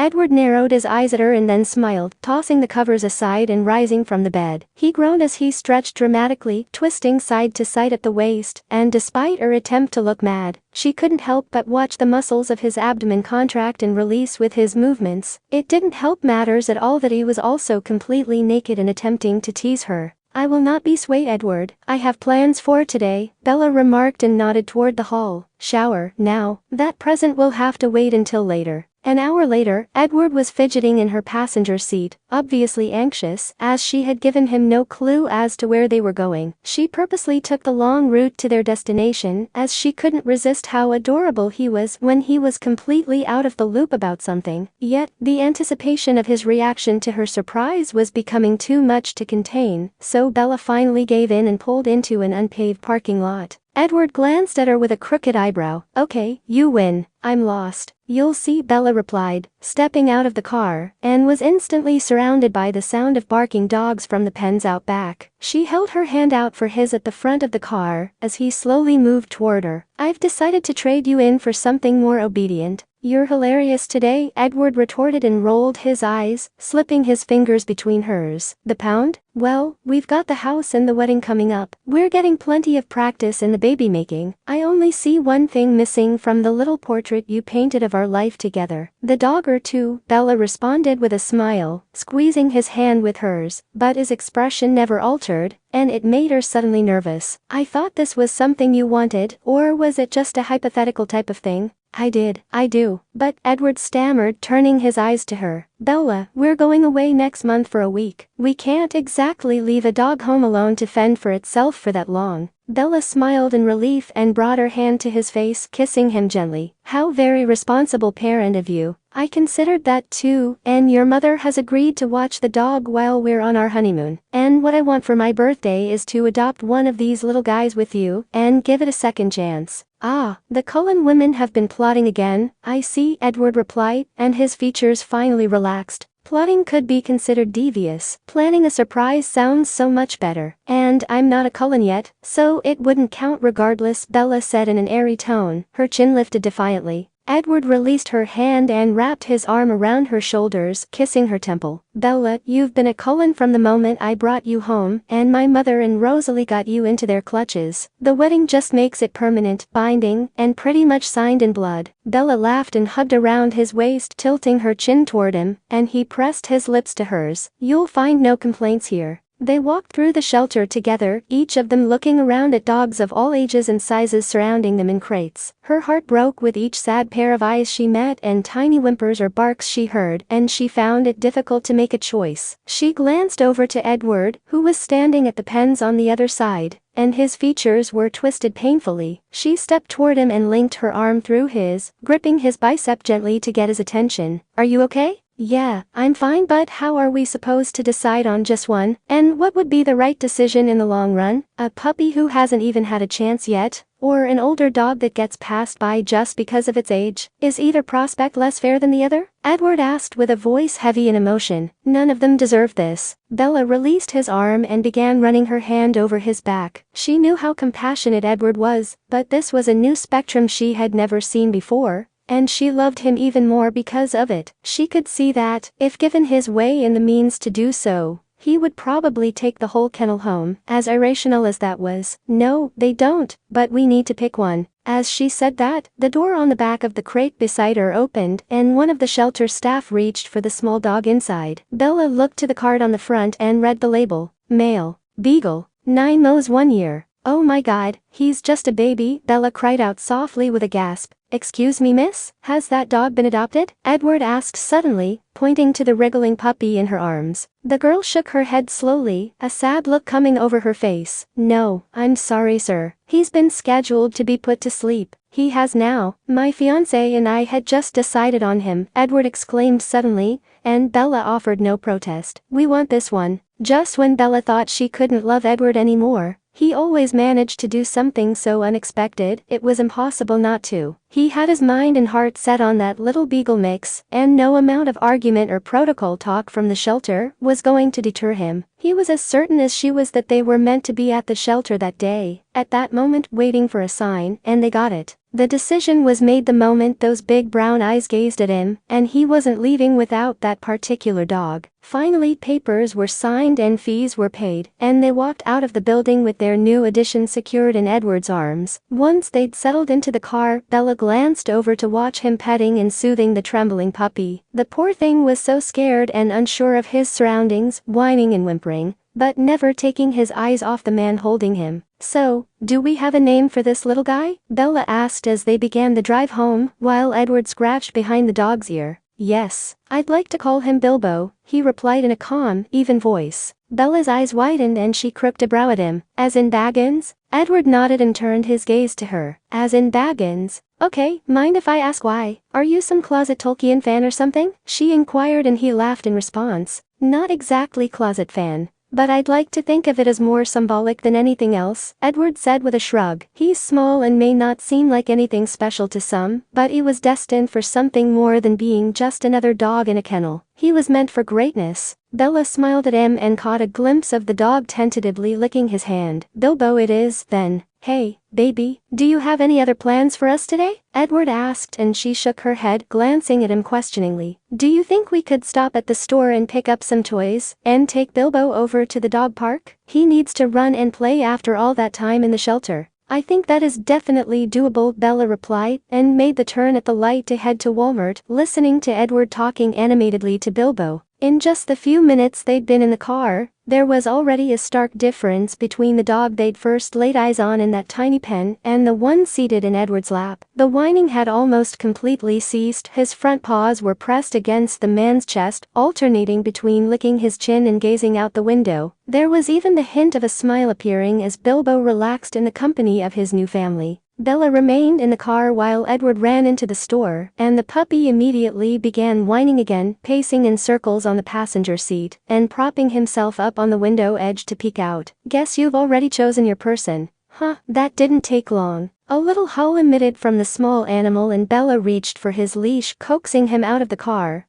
and walking him over to the patch of grass a few feet away from where she'd parked. As he sniffed around, she occasionally glanced toward the doors to check for Edward, impatiently waiting for him to return. How long could it possibly take to pick up dog toys? Suddenly, Bilbo spun in a circle, sending his long ears flapping, and began barking. Bella turned and saw Edward approaching with a carriage full of bags. A few toys? Bella teased, quirking an eyebrow as she walked over to him and pointing to the cart. Edward shrugged sheepishly and smiled, unloading the bags into the back seat. Dogs need variety too, Bella, and food and treats, and a little bed, but not everything is for him. I got us something to eat also. Bella rolled her eyes and laughed. Even their dog would be spoiled by him. Watching him interact with Bilbo throughout the day was much like observing him whenever he was around Josh and Brianna. So animated and gentle, and completely in a world of his own. It was interesting to watch him bring the dog almost entirely out of his shell, running and playing as a puppy should, and she felt bad when she glanced at her watch and told him they needed to head home before it started getting dark. But there's still a few hours before that, Edward remarked, looking at his own watch to see that it was only 4. Come on, can't have too much of a good thing all at once, Bella replied, standing from the bench and throwing away her water bottle. And both my boys need to eat. Yes, Mom, he groaned playfully and whistled for Bilbo. The dog came running with his tongue hanging out the side of his mouth, panting heavily. As Edward hooked the leash to his collar, Bella heard him muttering to Bilbo about ruining all their fun, before he looked to her with a grin. I know, baby, I'm kidding. Spending time with my girl on her birthday is important as well. Later that evening, Edward and Bella were sitting on the couch, gazing at the exhausted dog sleeping soundly on his bed. Her hand ran from his knee and up along his thigh, and she pressed a kiss to his neck. Think I can get my other present now? Edward moaned softly as she traced her fingertips over him and turned his head to look at her. I believe that's a distinct possibility, since you wouldn't let me buy you anything. You bought me a house, and now, a dog. Everything else I want, money can't buy, and I've got it all anyway, Bella murmured and met his lips with hers before standing with his hand clasped in hers. They slowly crept out of the room together, attempting to sneak past the dog and up the stairs without waking him. No sooner had they closed the door behind them and barely gotten their shirts off, a scratching from the other side sounded, accompanied by a yipping cry. Edward parted from their kiss and glanced in that direction, looking back to Bella with pleading eyes. He can come in, but he's not sleeping on the bed, she said firmly, and he nodded with a smile, making his way to the door to open it, and Bilbo bounded in.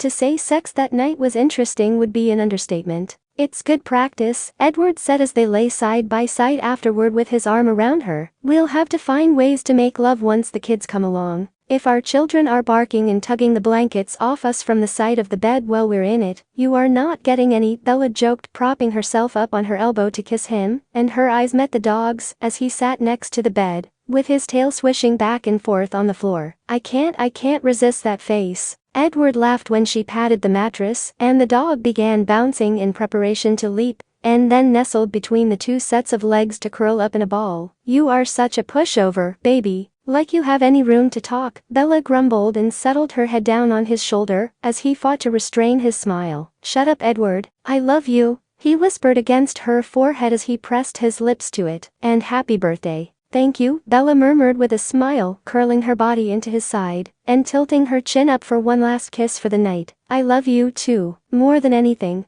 So, all the wedding stuff still coming together okay? Charlie asked as he sat across from Bella, grabbing his knife to begin cutting into the steak he'd ordered. She felt a little guilty, with all the time and energy she'd had to put into the wedding. As the date loomed closer and moving into the new house, it was the first weekend she'd managed to get together with her dad outside of work in more than a month. He understood, of course, but it didn't make her feel any better about it. Yeah, you know, just last-minute things that tend to pop up for the sole intent of freaking you out a bit. Nothing that's unmanageable. Esme and Rose have been really great, Bella replied as she picked at her food. Bella, when are you ever going to learn that you can't fib your way through things like this with me? Charlie asked, and her eyes rose to meet his. I know you don't want to worry anyone, but you can lose the poker face with your old man. What's going on? Bella sighed heavily and set her fork down on her plate, resting her chin in the curve of her palm. Edward and I had a little argument this morning, that's all. A minor disagreement. It'll be fine. Bells, Charlie prompted, gazing at her intently. I don't see what the big deal is about some extravagant honeymoon. It's a fancy word for an expensive vacation. And if we need the money for more important things, why should it matter so much? Bella asked with a heavy sigh, fiddling with her fingertips distractedly. Baby, are you and Edward okay? Financially, I mean, Charlie asked with a concerned look, foregoing his meal as well for a moment as he gazed at his daughter. We're fine, Dad. There's just so much going on at once right now, with the wedding in the house. The expense of a honeymoon seems a bit extraneous, and he disagrees. He thinks it's important for us to have that time together down in San Diego, and refuses to cancel. I agree with him, Charlie said, and Bella's eyes shot up to gaze at him in disbelief. You both need to get away after all this, and have some time alone before the full responsibilities of life kick in. You'll always wish you had if you don't, and there may never be another chance. Okay. You realize what you're encouraging here? Bella asked, lowering her voice an octave. You know what happens on honeymoons. I think we need a new living room set more than just another place to have. Charlie cut her off by holding his hand up and cutting it to the side. TMI, Bells. Don't need it spelled out for me, thank you. But honey, you can always buy furniture, at any time. You only get one chance at your honeymoon. Bella fought to restrain her smile and leaned forward on the table, lifting a brow at him. Are you telling me that my father, Charles Swan, is secretly a romantic at heart? Well, just when I thought I knew everything about my dad. Not even close to everything. But that's beside the point, Charlie said, blushing slightly with a shake of his head, and she chuckled at his mumbled response. You'll regret it someday if you don't take this time with him. So, he's right, you need to do this before you start having to worry about bills again and raising kids, and just life in general. I'll be right back. Bella's forehead creased as he set his napkin on the table and rose, watching him walk out of the restaurant. She didn't think it was possible for him to surprise her more than he just had. She expected it from Rose and Esme when they told her that the honeymoon could be just as important to the beginning of a marriage as the wedding itself. Like her dad said, to have that time alone together before everyday life and children became the main focus, and to celebrate their marriage. However, to have her father agree with that so wholeheartedly had nearly rendered her speechless. Charlie's footsteps approached the table, and she turned her head again in time to see him set an envelope on the table in front of her. At her questioning glance, he sat down and gestured his hand toward it. "I was saving this as a wedding present, but now seems more appropriate. It's not much, but it's something." Bella opened the flap and pulled out a small blue booklet with a sheet of paper inside. She unfolded it and her jaw dropped, her eyes widening even more. It was a bank statement with her name on it and a balance of just over $15,000. "Dad, what is this? When you born, my mother opened this account for you. I've been adding a little bit here and there while you were growing up and saving up to help with your college tuition. Then you got that scholarship and I started putting in your allowance every week when you moved out and thought it would be a good starter for you when you got married,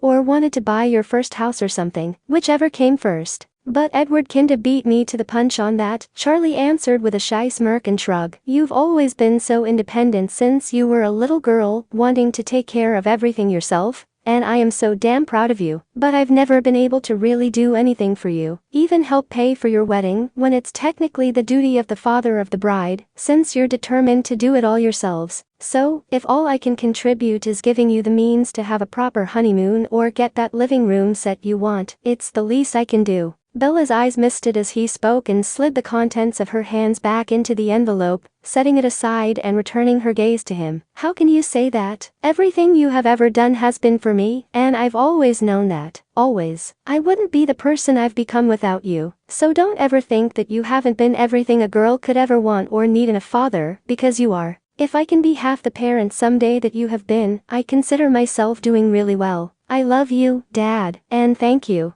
"You're welcome, baby," Charlie replied, glancing down to her outstretched on the table and taking it in his. "I love you more than you'll ever know. Always have and always will." When Bella left for lunch with her father that afternoon, Edward had planned to take Bilbo out to the park for some exercise after being cooped up all week and to clear his mind. The argument with Bella that morning was still bothering him and only served to make him more positive than ever that he had been right. The wedding was only a couple of weeks away, and trying to get moved into the new house before then was proving to be a huge task. Each morning began with a quick shower before heading over to his old house to grab another load or two, while Bella was handling the wedding details with his mother and cousin. Then once she got home, they spent the rest of the day unpacking and organizing. They both needed a break from it all, no matter the expense, but for now, he would settle for a few hours. As he was moving toward the door, his phone rang and he glanced down to see Kate's name on the ID. "Hello? Hi Edward, have I interrupted something?" she asked curiously with a nervous tone. "No, I was just putting on my coat to head out." "What's up?" he answered, fighting to hook the leash to Bilbo's collar as he bounced and spun in excitement. "Oh, so you're busy?" Kate inquired in obvious disappointment. "That's okay, we can talk later." "Kate, I'm not that busy. I'm just taking the dog out to the park. I can talk," Edward replied, locking up the house. "What's on your mind?" A heavy sigh escaped her, and she paused for a few seconds before she continued. "I was wondering if there was any chance that I could see you today. I know things have still been kind of strained between us lately, but I could really use your advice on something, and I'd really like to see you as well."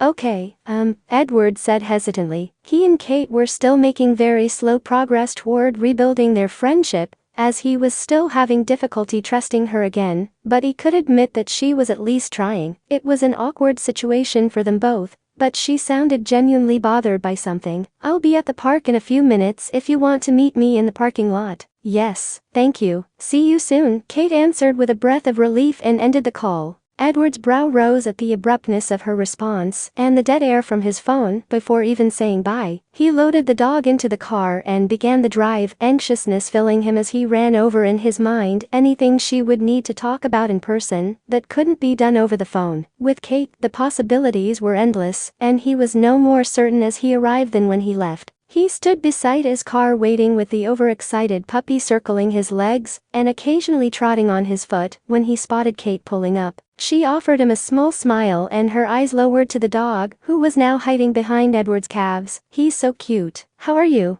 He's just a little nervous around strangers, Edward replied and began walking toward the grass. You should know by now that you don't need to skirt around me with small talk, though, Kate. Once again, you got me where you want me, so what's going on? Sorry. Kate took a deep breath and folded her arms over her chest protectively. Well, I've told you that I've been putting applications into several publications, and I got a call back 3 days ago. Okay, that should be a good thing, shouldn't it? Edward asked in confusion at her hesitant tone. Yeah, but it's in Atlanta, Kate replied, lifting her dampened eyes to him and forcing a smile. I mean, the job is a huge opportunity, the benefits are amazing, and it would be a great start to something new. So again, I'm left to wonder, what's the problem? He inquired, shoving his free hand into his pocket. I don't see a downside to this. Kate winced slightly at his comment, and Edward looked over at her. She seemed genuinely upset by his careless tone, but he really couldn't understand what she could expect so soon. She drew in a deep breath and tugged her coat tightly around herself before continuing. At the same time, by leaving, I feel like I'm giving up on everything here. I know there's no hope with my family. They are just too set in their ways, and there's nothing I can do about it. But Irina has only just started speaking to me again, and you and I are slowly working on things with us. Is this really the best time to be thinking about relocating thousands of miles away? Edward walked over to a bench and lowered himself down onto it, with Bilbo sitting between his ankles while he waited for Kate to join him. I don't know what you want me to say, Kate. You planned to do this anyway at some point, but things were different then. Our friendship was firmly intact. Irina would have been coming with me. I didn't have anything to mend, you know. That's not the case anymore, Kate answered and shook her head. Can I do that from Atlanta? If I say yes and go, will I be jeopardizing everything else back here? I don't know. I can't speak for Irina, only she can answer that question for herself. As for you and me, I don't see how distance is really going to hinder anything. Just because you won't physically be in front of me, doesn't mean I can't communicate with you. But this is one of those times where you need to factor in what's best for you, and not only the people around you, Edward replied sincerely, wrapping the corded fabric of the leash around his fingers as he spoke. I'm not sure what you want me to say. Kate shrugged and lowered her eyes, fidgeting with her fingers. It's just such a huge decision to make, and I really don't know which one is right. And I've always turned to you for advice. What would you do? Well, my situation is a bit different right now, with getting married and all, Edward replied calmly, and drew in a deep breath. But I would weigh all my options carefully, the pros and cons either way, and discuss what's best with everyone involved. Have you talked with Irina about this? No, not yet, she answered, shaking her head. I don't know where she and I stand, or if there is even any possibility of a future there. I love her and I want to believe there is, but what if there isn't? Will I regret not taking this opportunity if I turn it down? The only way to figure any of this out is to talk to her, Kate. So that's my advice to you. Talk to Irina, consider all your options, and figure it out from there. But in the end, it's your decision to make, Edward said gently and looked down to Bilbo, who was pawing impatiently at his pant leg. I should probably get going and take this guy for his walk before I need to head home. Okay, well, thank you for this, Edward. I really appreciate it, Kate replied with a smile and stood along with him. Are you going to thank me every time I speak to you? Edward asked with a raised brow. Yeah, most likely. For quite some time, at least, Kate responded with a nod and a chuckle, until I cease to be grateful for it. So I might never stop. Edward laughed in response and leaned in to kiss her cheek. See you later, Kate. And good luck. I can't believe you actually convinced me to go through with this, Bella said, and released a shaky breath. She had been dreading that moment since the bridal shower thrown by his mother, though she did her best to hide it in her presence. Standing there at the doors, however, she felt the trepidation begin to seep into her again. Baby, really? It'll be painless, I promise, Edward replied and gave her hand a gentle squeeze. Bella chuckled uncomfortably and shook her head. Physically, perhaps. I just don't do well with pictures. There's going to be a ton to choose from after this weekend, and at least those will have a better chance at being display-worthy. I'm not naturally photogenic without a lot of professional help. Look at me. My hair is frizzy. I have freight loads worth of bags under my eyes. My makeup is uneven. Edward rolled his eyes and smiled, ceasing her rant with a kiss and wrapping his arm around her shoulders. Bella, stop. You look beautiful. And you've seen my parents' house. Wedding photos have an entire wall of their own. Bella sighed and nodded, stepping through the door ahead of him. One of Essen's gifts to them was a package at a local portrait studio, wishing to have one for the family photo wall in their living room. Okay. But don't say you weren't warned. When I try smiling for pictures, I either look goofy or constipated. Edward lightly pinched her side with his fingers and then checked in with the girl at the desk before turning back to Bella. Your father showed me your senior pictures, so I know that's not true. Just relax. Dad, Bella groaned softly under her breath, covering her face with her hands. Please tell me that's all he showed you. Edward gave her a mischievous grin as she peeked at him through her fingers. Damn it, she thought to herself. He went all proud dad with the photo albums. Well, we had to kill time during your bridal shower somehow. And let's just say that you've always been photogenic, baby. Edward, Bella, we're ready for you. Come on back. The girl called out to them, and they followed her through the door. Bella fought to keep from blinking at every flash that went off in her eyes, her body remaining tense the entire time. Edward, I told you. I'm not good at this. Your mother is going to take one look at these pictures and hate me for wasting her money. She's not going to hate you, Bella, he replied as the photographer instructed them to stand side by side with Edward's arm around her waist. The man prepared to take the next shot and Edward leaned down to Bella's ear while she glanced at the camera again. And I love you. Bella smiled genuinely for the first time as he kissed her cheek and rested his forehead against her hair a moment before the flash of the camera went off. I will bet you anything that's the one my mother will grace her wall with, Edward whispered with a breathy laugh. Bella opened her eyes and gazed up at him. I'd take that bet if I didn't completely agree. Edward sat at the kitchen table, sipping his morning coffee and trying not to laugh as he watched Bella frantically trying to organize the cabinets. It was obvious that she was nervous with their wedding set to take place the following day. Despite her insistence that she was fine. Baby, it's only 9 in the morning. Can't this wait until you've at least eaten something? Bella sighed heavily and placed her label maker on the counter, turning around to face him and leaning back against it. I've had a coffee, I'm fine. We have to finish this project today. The house is still a mess and we're leaving tomorrow night, and I don't want to have to still be sorting this stuff out when we get back. I thought I'd have this done by now. Bella, come here, Edward said gently, reaching his hand out for her, and she made her way toward him. He slid his arm around her waist and guided her to sit down on his lap, brushing a soft kiss on her shoulder. You're going to hyperventilate if you don't relax. That's just not an option I have right now, Edward. I wanted everything to be perfect to start our life together, and I'm running out of time, Bella replied, resting her elbows on the table and covering her face with her hands. It already is perfect. A few stray pots and pans or an unlabeled shelf isn't going to change that, he whispered against her skin, and she turned her eyes to him. We are getting married tomorrow. You are going to be my wife, and that's all truly matters to me. And I'm going to love you every single day for the rest of my life, with or without a perfectly organized house. I don't need Donna Reed, just Bella Swan. Bella smiled and grazed his cheek with her fingertips as he gently kissed along her neck. You're sweet, but I still need to finish, Edward. Otherwise, I'll be completely distracted the whole week we're in San Diego. Baby, if this is what you're thinking about on our honeymoon, then I'm really going to need lessons in the husband department, Edward teased, his lips moving across her cheek to her mouth. She hummed softly and rolled her eyes, but returned his kiss with fervor until he parted from her. I'm going to take Bilbo out for a walk, and then finish up the living room. And you, please eat something.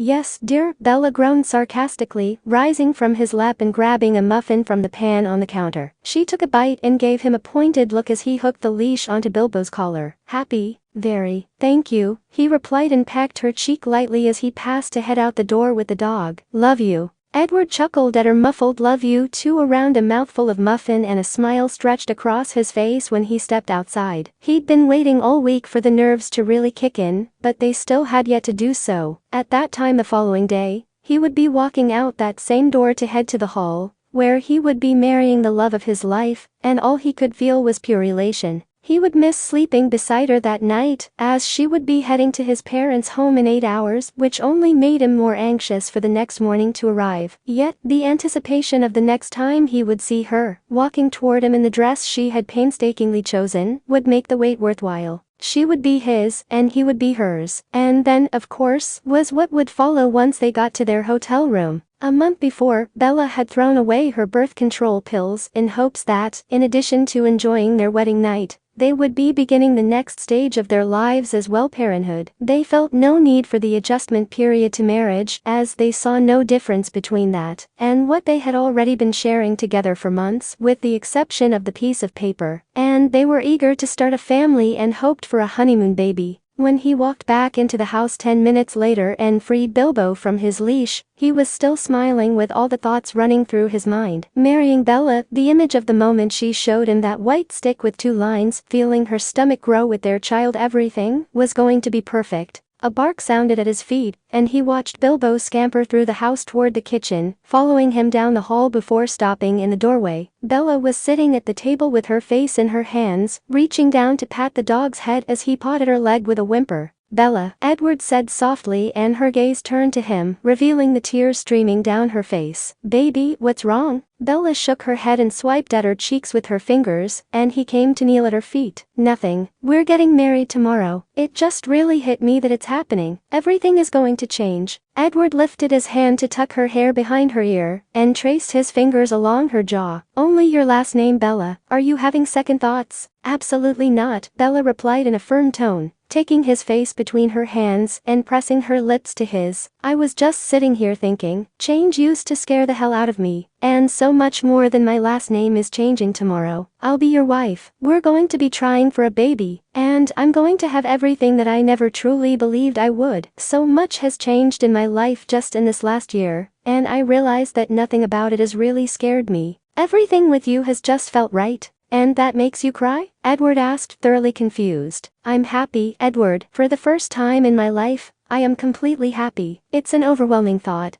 but in the best way possible," Bella answered with a radiant smile, running her fingers through his hair. "If I'm sad about anything, it's that tomorrow isn't here yet." "Oh, thank God," Edward breathed out, lowering his head to rest on her thighs. "I thought the wedding jitters had taken up residence in my absence." Bella wrapped her legs around his back to pull him closer to her, kissing the top of his head as his arms encircled her waist. "They aren't even a blip on my radar. I'll be at that altar tomorrow with bells on." "He hates me, Edward," Bella said into the phone, rolling her eyes back to force away the tears that were forming. Rose had just finished her makeup, and the last thing she wanted to do was smudge it, forcing her to start over. The night before, Edward's uncle Alastair had arrived for the wedding, and upon introduction to Bella, he huffed disgruntledly and retreated upstairs for the rest of the evening. His demeanor hadn't improved at all by morning, refusing to speak to anyone. It was such a sharp contrast to the friendly and welcoming disposition of the rest of his family, and it bothered her deeply. "I can't figure out what I've done to make him dislike me so much," she continued, her voice dropping an octave. "Baby, you haven't done anything. That's just Uncle Alastair. He's not exactly what you would call a social being," Edward replied calmly, repeating the explanation given by his entire family the previous night. "But if he disliked you, there would have been more than a grunt. Everything is fine, don't worry so much." "See, told you," Rose whispered beside Bella's ear with her hands resting on her shoulders, feeling them relax with Edward's reassurance. "Now get off the phone so I can finish getting your blushing bride ready, Edward." His chuckle rang through the phone, and Bella couldn't help the smile from spreading across her lips at the sound. Just a few words from him had calmed her immeasurably, but the relaxed laugh from him was the best comfort in the world. "Okay,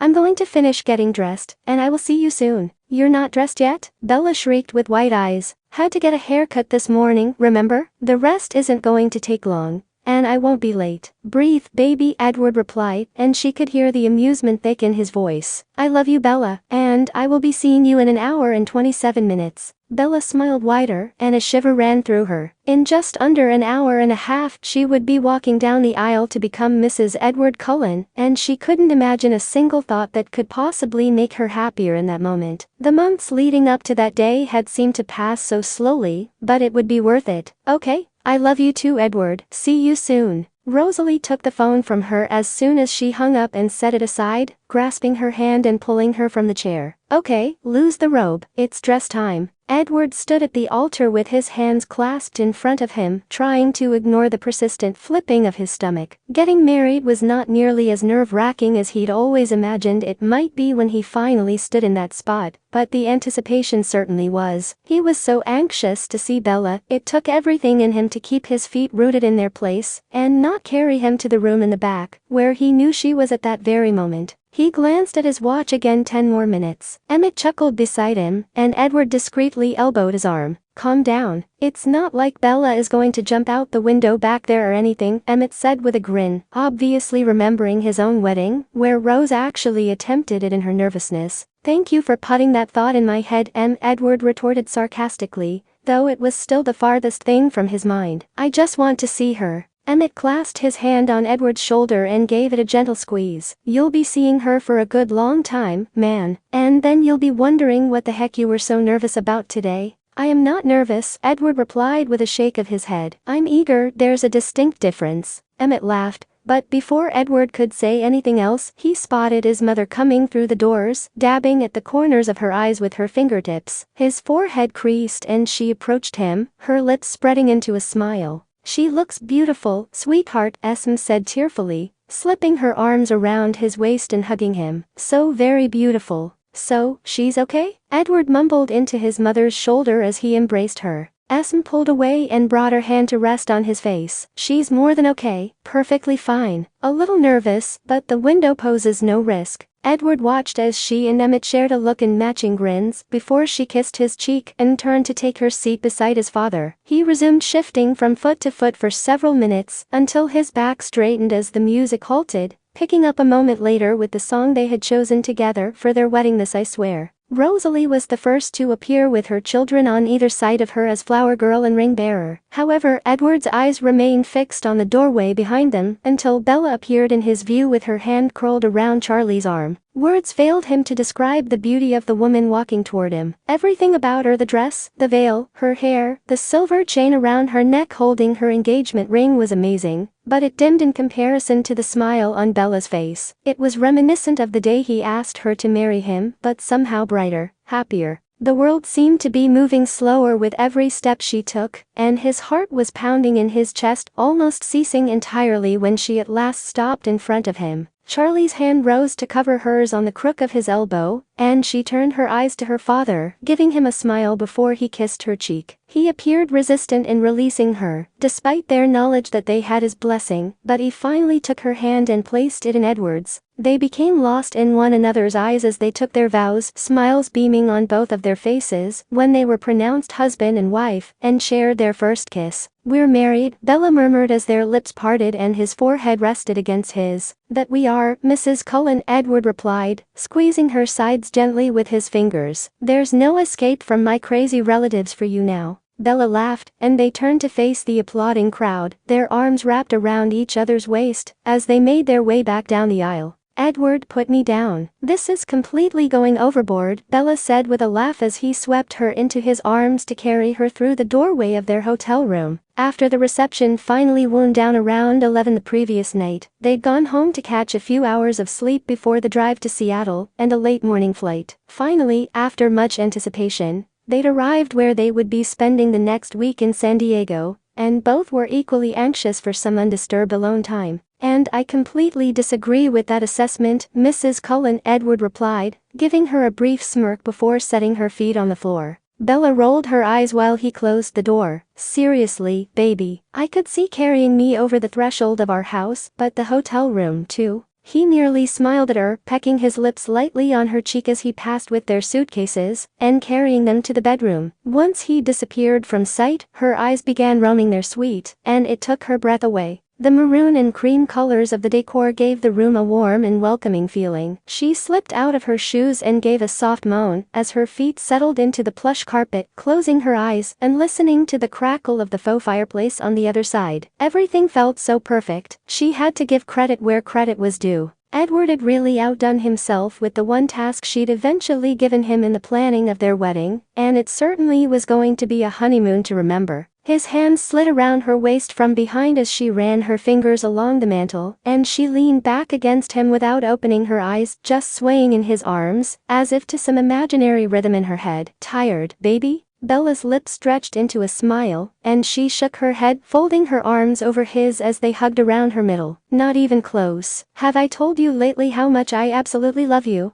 Yes, but it never gets old, Edward answered with a soft chuckle, brushing his lips along her neck to her jawline. Bella's hand slid up to grip his bicep and pulled him to stand in front of her, taking him by surprise. But his moan resonated with hers as she kissed him. Good, because you are going to be hearing it a lot this week. You are so amazing. Only this week? He teased and laughed when she lightly swatted his shoulder, claiming her lips again with his. With a soft whimper, she pulled back slightly and stepped away to lift her shirt over her head. His eyes roaming over her skin as it was revealed to him caused her breaths to become shallower, and the pounding of her heart to kick up another notch. Mrs. Cullen. His voice rang through her mind with those two words, and her hand reached out to glide up his chest. She was officially his wife, and he was hers and hers alone. And now, after waiting all night and most of another day, she was about to make love to her husband for the first of many times in the life they would build together, and that thought only amplified her desire for him. It's a shame that you already brought the suitcases into the bedroom, she said as she began unfastening her jeans and lowering them down her legs to the floor. Edward moved behind her and rested his hands on her hips, his brow tied in confusion as softly kissed along her neck. And why is that? Bella grinned as she turned toward him again, linking her arms around his neck and nodding toward her discarded pile of clothes. Because I have been in those all day and have no intention of putting them back on, and every intention of making love to you right here, right now. I've been waiting all night and all day, and I can't wait another second, and that's a whole lot of room for me to cross completely naked. Edward growled and captured her lips heatedly, but she could feel the smile tugging at them simultaneously. As much as she loved knowing how much she appealed to him physically, it was even more gratifying to not only see, but feel how happy she made him as well. And she could. In every touch and sound he made, and in his smile, it came through clear. Too bad I didn't decide to leave them in the car, then. Bella's lips tightened against his as she fought laughter, her fingers roaming his chest until they reached the bottom hem of his shirt, lifting it up his torso and over his head. Like I'd leave the room with nothing on. Who said anything about leaving the room? Edward grinned, returning his hands to her sides and giving them a gentle squeeze. I can't foresee any need to require such a thing for the next week, and this body is for my eyes alone. You, my dear, are my captive. There is no escape for you. The primal, while still teasing, tone of his voice caused a trembling shiver to cascade over her entire body. It made her feel so wanted, needed and thoroughly desired. She encircled his neck with her arms again and pressed herself against him more firmly, with a smirk of her own spreading across her lips. Wouldn't captive imply some form of an involuntary aspect to being locked away with you for a whole week? Edward's fingertips dug into her hips in response before gliding up her back and releasing the clasp of her bra. You may regret saying that by the end of this, baby. Doubtful. Very, very doubtful, Bella replied in a lust-filled voice, tossing the garment aside and making quick work of the button and zipper of his pants. She released a reverberating moan when Edward's lips captured hers once he divested himself of his clothing, and they knelt together on the floor. With his arms still around her, Edward lowered Bella to lie on the soft rug and settled beside her. His eyes fell from hers to watch his fingers trace along her lower abdomen, just above the last piece of fabric between them. He bit back a smile as she groaned and arched her back toward him. She was impatient, and truth be told, so was he.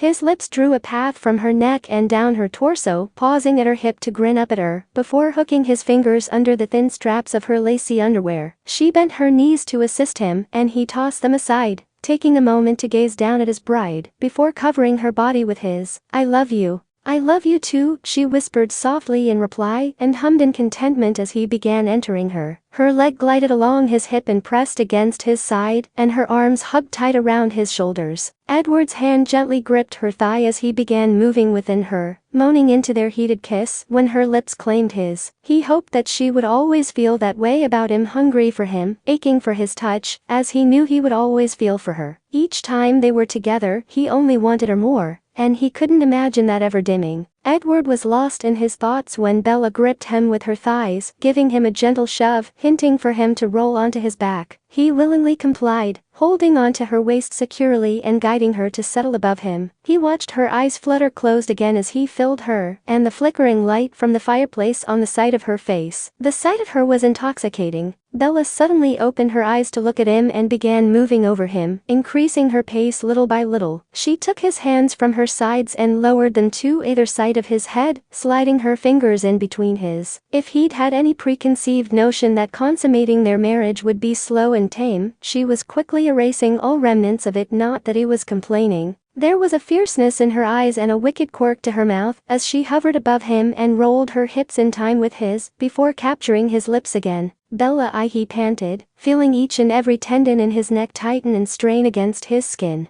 I know, just a little more, Bella gritted through her teeth, gasping when his thrusts increased against her, deeper and more powerful. Her head fell back, whispering encouragement until her breath ceased, and then released in a deep, almost guttural groan. Her eyes returned to his after a moment, and he felt her breasts pressing firmly against his chest again. Your turn. She straightened his arms above him a little more, giving herself extra leverage to rock her body over him. His breaths were staggered and his eyes began to roll back, and she brought her lips to his neck. She knew every inch of his body like the back of her own hand, and it showed in that moment, hitting every sensitive spot with precision until his hips locked. They barely moved at all as he released within her, and her kisses moved along his jaw to his chin, and finally meeting his lips. Bella grinned as his body began to slacken beneath her, and his eyes closed, and she rolled aside to lie next to him. She took his hand at her shoulder once he brought his arm down to rest beneath her head, toying with each of his fingers. Was it good for you, baby? Edward released a breathy chuckle and turned his head to brush his lips on her hair. Have you ever heard me complain in the past? And that was beyond words. I'm guessing you like the room, then? Bella rolled her eyes and laughed, turning onto her side and propping her head up with her hand. You really think that was over a room? I mean, it is pretty great, but I was intent on thoroughly soaking up this gorgeous body of yours long before I laid eyes on all this. She paused, gesturing to their surroundings with her free hand, and then bringing it back to settle on his chest. Enjoy it while I can. Edward's hand lifted to cup her cheek, his brow furrowing as he shook his head. While you can? I'm not going anywhere, and I highly doubt my libido is either. Well, I sincerely hope not. You're far too young for that, Bella replied with an amused smile, and turned her face into his hand to kiss his palm. I'm nowhere near worried about that anytime soon. I'm just thinking that things like that might need to slow down soon. May get a little uncomfortable for a while, with the baby and all.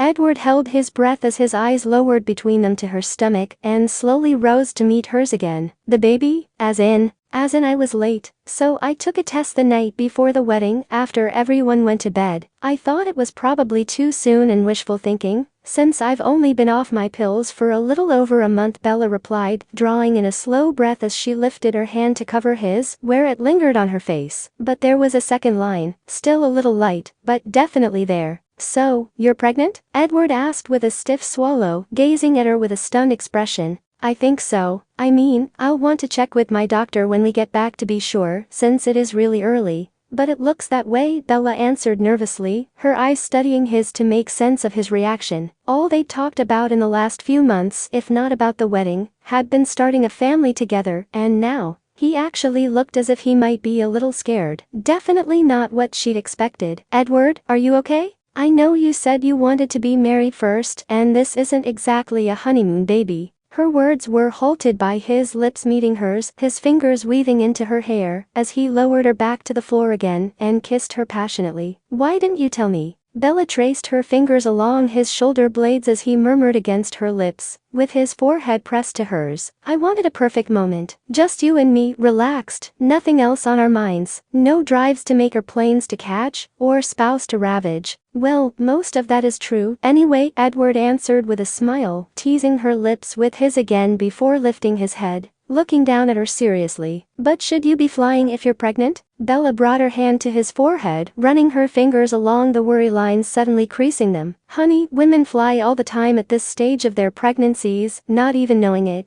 and still have perfectly healthy babies. I'm sure it will be fine, but I'll double check with my doctor when we go home. That's a week and another flight from now, Edward said, his brow tightening more before he rolled onto his back and reached for his jeans. She raised herself up onto her elbow to watch him as he pulled his phone out of the front pocket and held it up in front of him. Are you seriously checking? Right now? Edward nodded unapologetically. I'll rent a car and drive home, if need be. Bella smiled and lowered herself back down beside him, kissing his cheek before resting her head on his shoulder. I love you. Edward paused, lowering his phone and turning his head to look at her. He grazed her jaw with the back of his finger and softly pressed his lips to hers. I love you too, Bella, so damn much. Edward seemed to shift slightly once Bella announced her probable pregnancy, but despite his initial reaction to the news, it was not at all what she expected. When he instantly went into overprotective mode and checking facts on his phone, her heart swelled with the love she felt for the man she married, yet part of her already missed him. They had barely set foot into the realm of being husband and wife, and once he found out she was pregnant, she was so certain that he would view her differently. Of course, he did, and once he was finished with his phone, he surprised her by tossing it aside, rolling them over to cover her body with his, and claiming her lips in a heated kiss. Apparently, the doctor will also tell us when sex is unsafe too, he mumbled huskily against her lips when he paused to breathe. Bella laughed and shook her head, opening her eyes to look up at him. Should I be surprised that you looked that up too?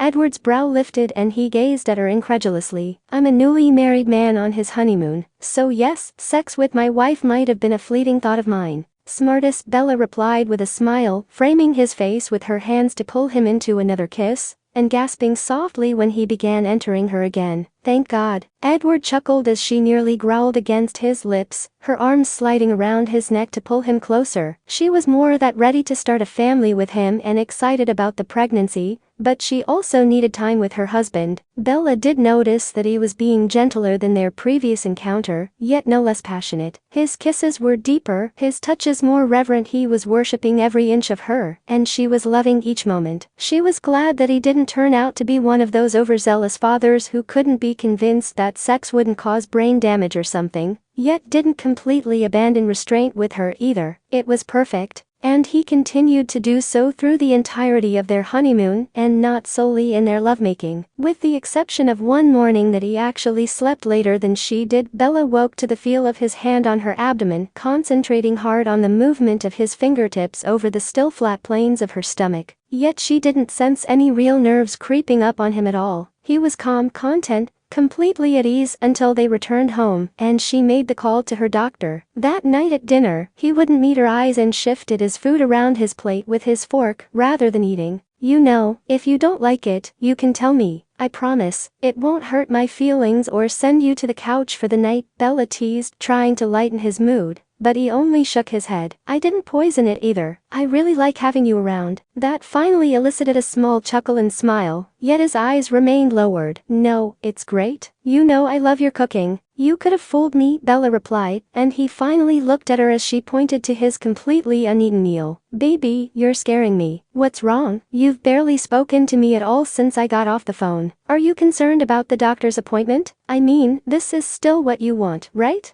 Edward's eyes widened as he gazed upon her worried expression and felt his chest tighten. He truly hadn't meant to upset her. He set his fork down on the plate and reached across the table, taking her hand in his and running his thumb over her rings. She gave his fingers a gentle squeeze, but she looked down and pressed her lips together. Hey, come here. Bella blinked away tears and rose from her seat to walk over to him, settling onto his lap. As he slid his arms around her waist and held her against him, his lips skimmed over the skin of her collarbone without actually making contact, and he closed his eyes again. Edward? It is Bella. Very much so, Edward answered, his voice cracking as his head rested on her shoulder. Then what is it? She asked, tracing her fingertips along the back of his neck. I'm not afraid of the doctor confirming that you are pregnant, but that you're not. Bella halted mid-breath, and her gaze turned to look down at him in surprise, finding his eyes pinch closed. What? Edward's arms tightened around her, his features tense with the weight of his thoughts. There's false positives all the time, Bella, especially this early, everyone knows that. And I've kept that in the back of my mind all week, and swore I wasn't going to get attached until we knew for sure. But I did, and I'm scared that I'm attached to something that isn't even real. Bella felt the tears rimming her eyes at the strain in his voice, and the emotion that laced it. She knew he wanted a family, and beginning to try for a baby had been heavy on his mind for months, but she hadn't once seen anything less than complete serenity and confidence in him. There was nothing like that in his demeanor at that moment, his embrace locked securely around her,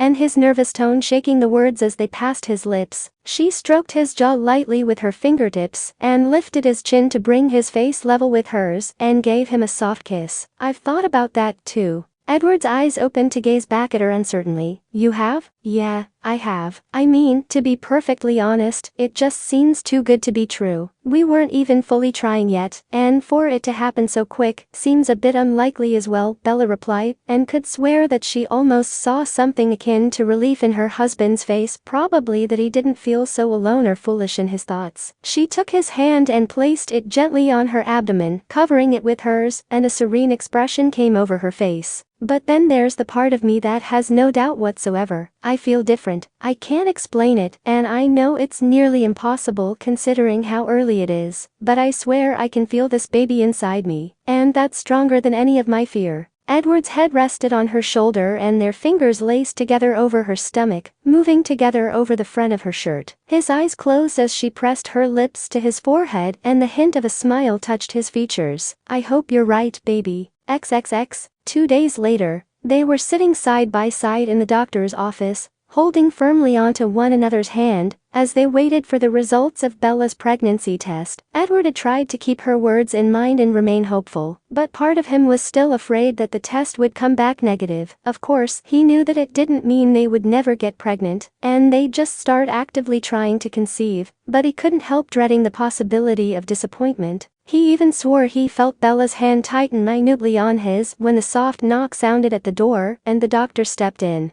Good morning, Bella. How are you? The woman said with a smile, shaking Bella's hand as they exchanged greetings, and then holding hers out to him as well. And you must be Edward. It's a pleasure to meet you. Likewise, Dr. Herrera, Edward answered, releasing his hold on Bella to shake the doctor's hand, and then draping his arm around wife's shoulders. Please call me Carmen. We're going to be seeing a whole lot of each other, I'm sure. Edward's eyes widened at the woman's grin and his arm secured on Bella, his fingers curling around her upper arm. Excuse me? Bella rolled her eyes and rested her hand on his knee, squeezing it gently before looking back to the doctor. So, does that mean? Yes, Bella, your pregnancy test was positive. Edward's entire body froze with those words, and anything else the woman said became garbled in his ears. The worry over the results had come to an end, and he literally felt the weight of it evaporating from within him. Bella was pregnant. Their baby lay nestled inside her. He didn't think it could ever sound as beautiful as the moment Bella had told him on their honeymoon, but hearing it confirmed by the doctor was a very close second. However, now there was a whole new worry taking over him. How would the pregnancy affect Bella physically? Would she suffer through a bad case of morning sickness or continue feeling as she seemed to at that moment? Was the baby okay? She'd gotten pregnant so soon after stopping birth control. Could there be problems? He'd never felt so clueless about anything in his entire life, and it scared him. Bella's movement caught his attention as she rose when the doctor did as well to allow her a moment to change. He too stood abruptly, and she gave him a confused look. Honey, what's the matter? I just thought you want me to leave while you know. Bella chuckled and shook her head. Edward, you're my husband, you've seen me change before, so I'm not embarrassed. And as for the other part, I'd really like you to stay, unless you want to leave. Edward watched her as she changed into the gown, casting glances over her shoulder at him, until she got up on the table and lay down. He pulled the chair closer to her and sat down, taking her hand and kissing the back of it, before looking back up to her. I'd rather stay. If I can't sit through something as simple as this, how would I ever make it through our baby's birth? True, Bella replied with an amused smile in response to his, but a rush of breath as she exhaled, and the gentle squeeze of her fingers around his clearly displayed her relief. The air around them felt a little lighter by the time the doctor returned to the room to begin.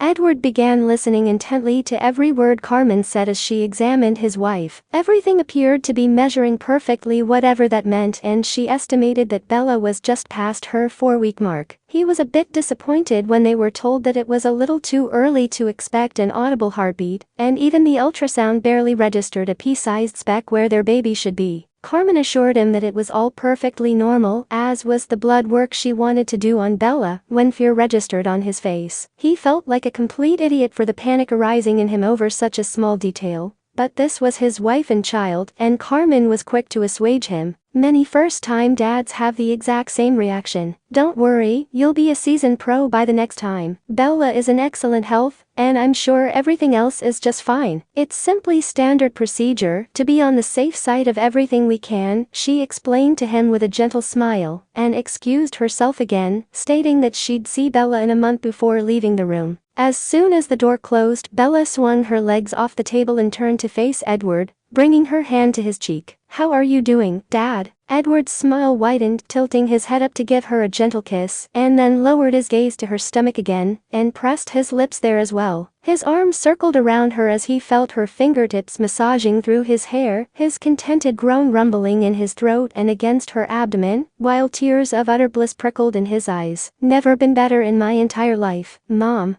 Almost as soon as Bella and Edward walked out of the doctor's office, they were anxious to share the news. Neither could remember another point in their lives where everything had felt so good and right in their world. They'd each found their true companion in life, they were so happy and in love, and now, the tiny product of that love, would be joining them in the new year. Everything was perfect. However, the horrified expressions on Esme's and Rosalie's faces when they'd told them such had them backpedaling for a moment. You should really wait until the end of the first trimester before telling anyone outside the family. It's bad luck. Rosalie nodded in emphatic agreement with her aunt's words. I didn't tell anyone until I felt Joshua move when I was pregnant with him. Bella's eyes widened sharply, glancing down at her abdomen and then back up to Rose. I really don't think I could keep it a secret that long. No, of course not, sweetheart, Esme said, covering Bella's hand with hers. You should just give the little one some time to settle in and make a nice little home. And if you have a gender preference, you should start thinking about that now. Diet is everything. Eat lots of protein for a boy, dairy for a girl. Tried and true method, Rosalie interjected, gesturing with her hand to the next room, where her own children played. Coincidence, Rose? That's an old wives' tale that science will disprove every time.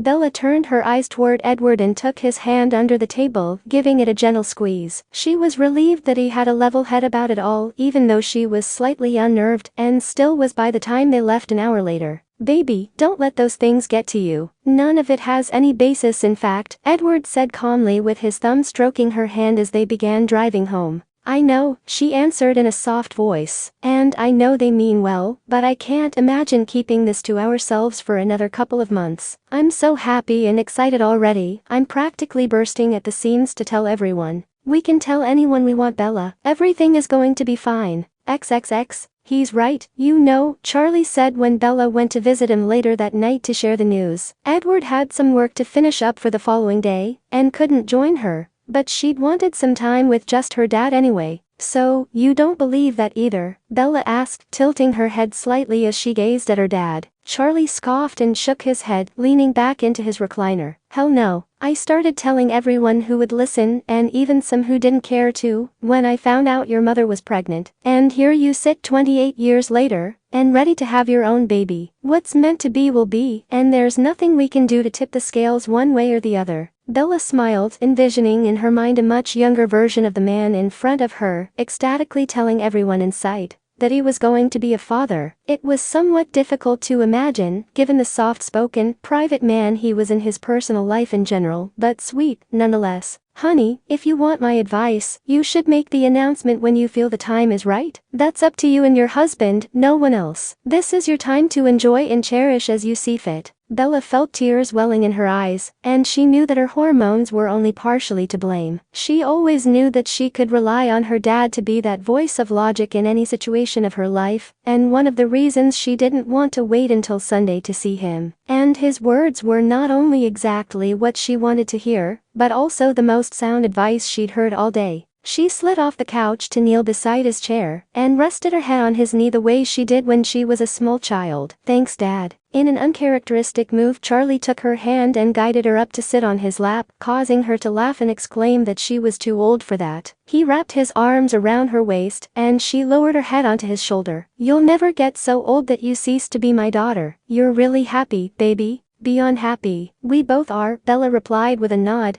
taking a moment to enjoy her father's embrace, and the familiar scent of his aftershave with a trace of his favorite beer, and just Dad. What about you? Ready to be a granddad? Charlie's arms tightened around her waist, and she lifted her head to find a beaming smile on his face. I honestly didn't think I would be when the time came, at least not at first. It's hard for me to even realize that you're grown up enough to be married sometimes, but now that it's here, I have to admit, I can't wait. The weeks seemed to pass slowly as Edward waited with anxious anticipation to see the physical evidence of their child growing within his wife. Each night after she fell asleep, he would stay awake a little longer to run his hand over her abdomen, searching for even the slightest swell on the flat planes of her stomach. It definitely felt more firm, different from the soft pliability of the rest of her body, but no detectable signs of telltale bump. As petite as she was, he'd thought she would start to show fairly early on, but Christmas and New Year's came and went, and nothing was outwardly visible.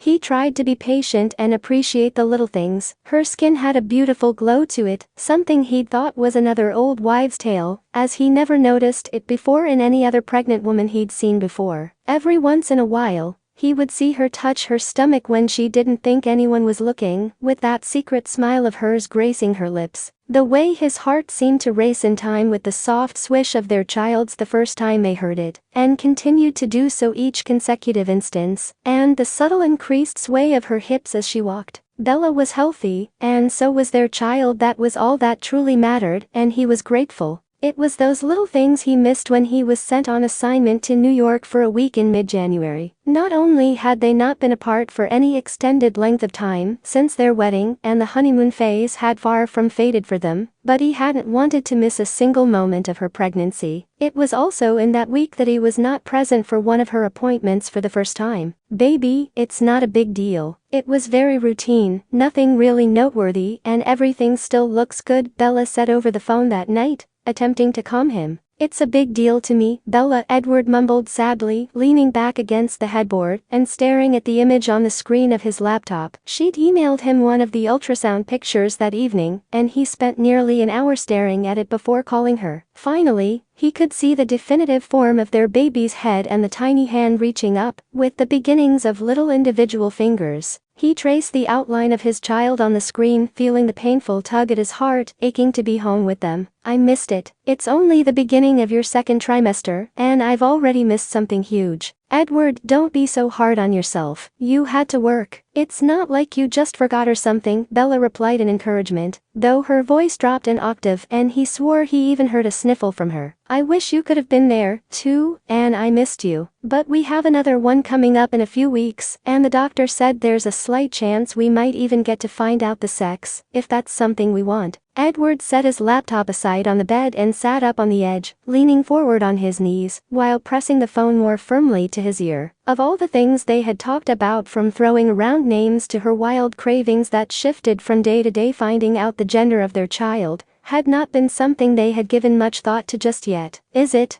Bella sighed in thought and was silent for a few moments before answering. "I don't know. It might not be a bad idea. Your mom and Rose are already chomping at the bit to start helping me with the nursery, and it would be strange to decorate the room in pink and frills and bring home a boy, or vice versa." "Baby, what do you want? Don't think about my family or anything else?" Edward asked, hearing the edge of uncertainty in her voice. "Walls can be repainted, or even done in neutral colors to begin with. This is our time and our baby, so it's our call. Do you want to find out?" "I'll tell you after you tell me." Edward, Bella whined, laughing when he mimicked her tone with her name in response. While the sound of it made him ache to be with her just that much more, it was also relaxing to have the atmosphere feeling a little lighter. "No." "What was that?" he whispered in response, as soft as her voice had been. Bella released a heavy sigh, and he could hear her breath rush against the phone. "No, I don't want to know. I'd like to be surprised, at least with this one. Then we won't know." "That doesn't answer my question, Edward." "Actually, it does," he replied to her exasperated statement, chuckling at the soft growl she gave. "My answer either way would have been in agreement with you. I don't have a preference, but it's obvious that you do. So we'll pick two names, and wait to see which one we get to use this time." "You suck," Bella said with a playful snarl, but unable to restrain a soft laugh. "You tricked me." Edward's grin shifted into a broad smile, and he shook his head. "No, it doesn't matter if it's a boy or a girl. I'm going to be a very happy dad, so whether we know now or later is irrelevant to me. I am more than okay with waiting. It'll be the best surprise of my life." "I thought I was the best surprise of your life?" Bella teased. Edward sighed dramatically. "Sorry, baby, hate to tell you this, but our child being born even trumps finding out you were pregnant. You are a very close third, though. You are so lucky. I love you, and I know you are at least half joking, and that you are on the other side of the country right now."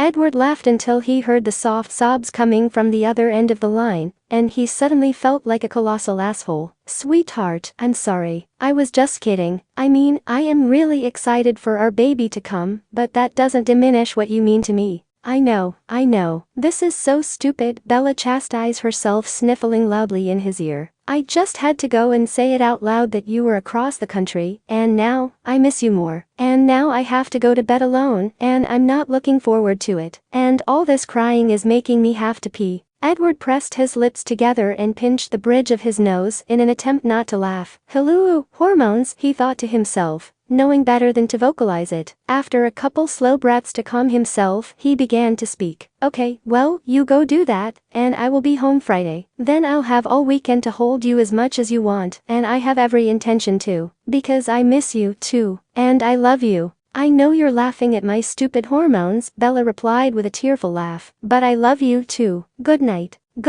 baby. The sky looked foreboding as Bella drove to the airport, but not even the threat of the approaching storms could ruin her mood. In an hour, rain or no rain, she would be in Edward's arms again. Since the moment she got off the phone with him early that morning before he boarded, she had allowed herself to count down the minutes until his arrival without the worry that she might burst into tears again. If anything, that would be the part of pregnancy she would not miss when it was over. Her morning sickness had been minimal, the frequent need to pee was steadily decreasing, so for the most part, she had very little to complain about aside from the horrendous mood swings. She was crying at the drop of a hat even when she was ecstatically happy, and it took absolutely nothing to send her into the depths of despair. And then she would bounce back as if nothing had happened at all. If it was driving her insane with the drastic ups and downs, she could only imagine what it was doing to her poor husband, especially after having to go out of town and leaving her alone. He really tried to cheer her up when she got upset, but there were also times that she could hear how much it really got to him, that there was nothing he could do, even if he wasn't thousands of miles away in New York. Not today, though, she chanted silently to herself, straightening in her seat and gripping the steering wheel firmly with both hands. It had been a good morning so far, with no major episodes, and she was determined to welcome Edward home with smiles, not tears. No sooner had she parked and stepped out of the car, the drizzling rain began increasing to a steady fall, and her clothes and hair were almost uncomfortably dampened by the time she made it inside. It's okay, I'll dry. This isn't a tragedy. It's fine, she mumbled in an attempt to calm herself,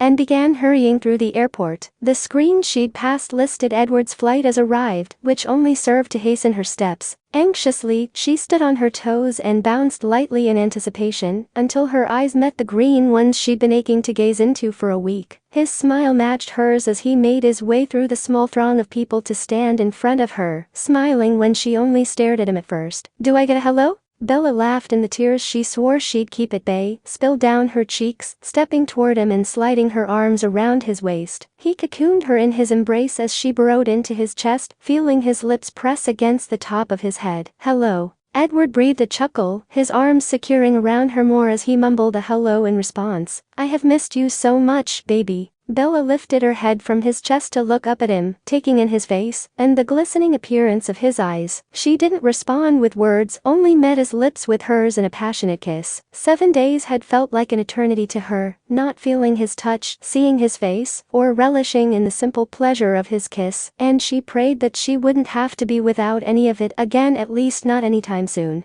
A small giggle from beside them caught their attention, and they both turned their heads at once to see a little girl of about 3, gazing up at them with a grin. Her big blue eyes were twinkling, and her brown curls bounced with her soft laughter, staring at them in amusement until something else caught her attention. Her entire facial expression changed, and she began to cry before she took off running. Daddy. Bella watched as Edward's eyes followed the child's path until she jumped into the arms of a tall, blonde man, clinging her tiny arms around his neck as she sobbed. She saw a longing in her husband's gaze and turned his chin with her fingertips, brushing her lips gently on his. We're almost halfway there. Edward's smile grew with his nod, resting his hands on either side of her waist, pausing for a moment before his face shifted and his eyes fell between them. He looked to her again when she stroked his jaw lightly with her fingertip, gazing at him in worry. Come on, let's go home. He kept his arm around her all the way to baggage claim, only releasing her to grab his luggage and pulled her to his side again as they made their way out to the car. Once they were settled inside, his head leaned back against the rest and he closed his eyes, and she released a soft sigh. Are you going to tell me what's wrong? Or do I have to keep guessing and worrying? It's nothing, baby, don't worry, Edward replied, turning his head to look at her and brushing her cheek lightly with the back of his index finger. His hand fell with a groan as she raised her eyebrow at him questioningly, turning his eyes out the side window. It's stupid. Let me be the judge of that. Edward worked his jaw with an uncomfortable shift of his body, his cheeks hollowing slightly with the pursing of his lips. You started to show while I was gone. Bella's eyes widened in surprise, and he kept his gaze averted. What, honey, what are you talking about? I've been showing for a few weeks now. No, I've been waiting, Bella. I didn't feel a bump before I left. His eyes fell to his lap, and then he brought his fingers up to pinch the bridge of his nose. See, I told you it was stupid. Bella tugged her lip between her teeth to suppress her smile, reaching over for his free hand, and bringing it over to rest on the slight swell of her stomach. She waited for a moment as he drew in a deep breath, his other arm dropping to his lap and looking over at her. It didn't just miraculously pop up overnight. Great, so now I'm unobservant? Edward asked with a creased brow. Bella laughed and shook her head, tugging his arm to pull him closer and kissing him across the console. Not at all. I think it's sweet that you've been waiting for something as simple as a baby bump. But honey, you've seen me every day for the duration of this pregnancy so far, and subtle changes won't jump out and say here I am. Now, you haven't seen me in a week. You're bound to notice more ways that I look different from the image you probably have of me in your mind. Edward opened his eyes to look at her and caught the nervous twitch in hers, shaking his head as he traced her jaw with his fingertips. Just your belly, baby. You haven't seen my ankles and feet yet. What is still recognizable as ankles and feet, that is, and I'm beginning to think there's a very high possibility that this is a girl because my complexion is horrible, and you know what they say.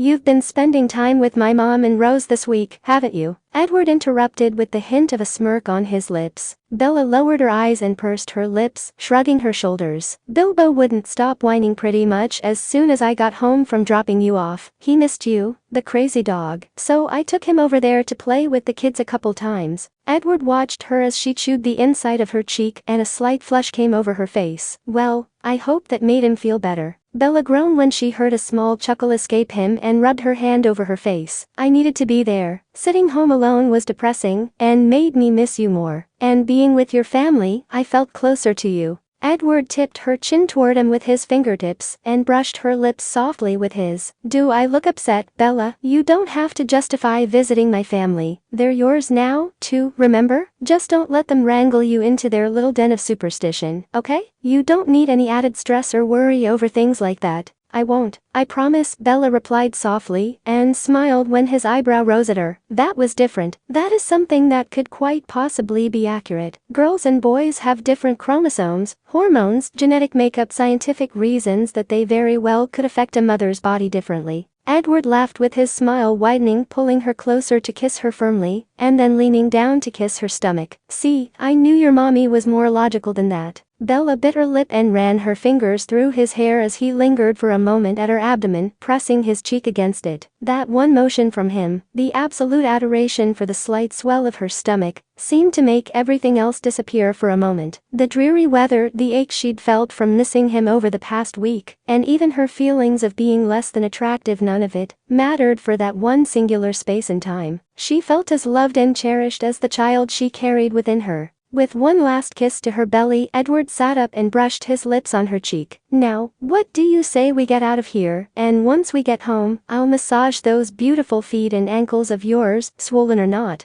I think you're just trying to get lucky, Bella teased, rolling her eyes as she tugged her seatbelt around her and started the engine. And it just might be working. Edward laughed at her mumbled response, shaking his head while she backed out of the parking space. Hormones still tormenting you, baby? You have no idea, Bella replied with an uncomfortable shift of her body. You'll be lucky if you don't need to call in sick for work on Monday. That's still 2 days away, Edward said, his brow creased before rising sharply at her narrow gaze. Really? Edward, I've got the sexual drive of a 16-year-old boy right now. A week is a long time to be away from my husband at this point. Consider yourself lucky if you can walk come Monday. So, I'm guessing Sunday dinner at my parents' house is out? Bella's fingers gripped the steering wheel tightly, her cheeks flushing slightly. "They kinda aren't expecting us this weekend." Edward's eyes widened. "Are you serious? Please, for the love of everything that is holy, do not make me rehash the stories I heard concerning that. I doubt very much you want to hear what your mother had to say on the topic of her pregnancy with you." Message received loud and clear. Come mid-March, things were gradually simmering down. Bella's moods seemed to be regulating, she wasn't having nearly as many crazy, middle-of-the-night cravings, not that he truly minded them in the first place, it just meant more sleep. The baby was strong and very active, and finally Edward could both see and feel his child growing within his wife. Her belly remained very compact, and if she wore the right clothing, her pregnancy was barely noticeable, but it was there. Every night, they would lie in bed together, and she would lift her shirt over her stomach, watching as tiny feet, elbows and fists caused small bumps to rise and disappear for about 20 minutes before settling in for the night. The one thing that hadn't changed at all, however, was Bella's sexual appetite. Edward wasn't exactly complaining about that after all.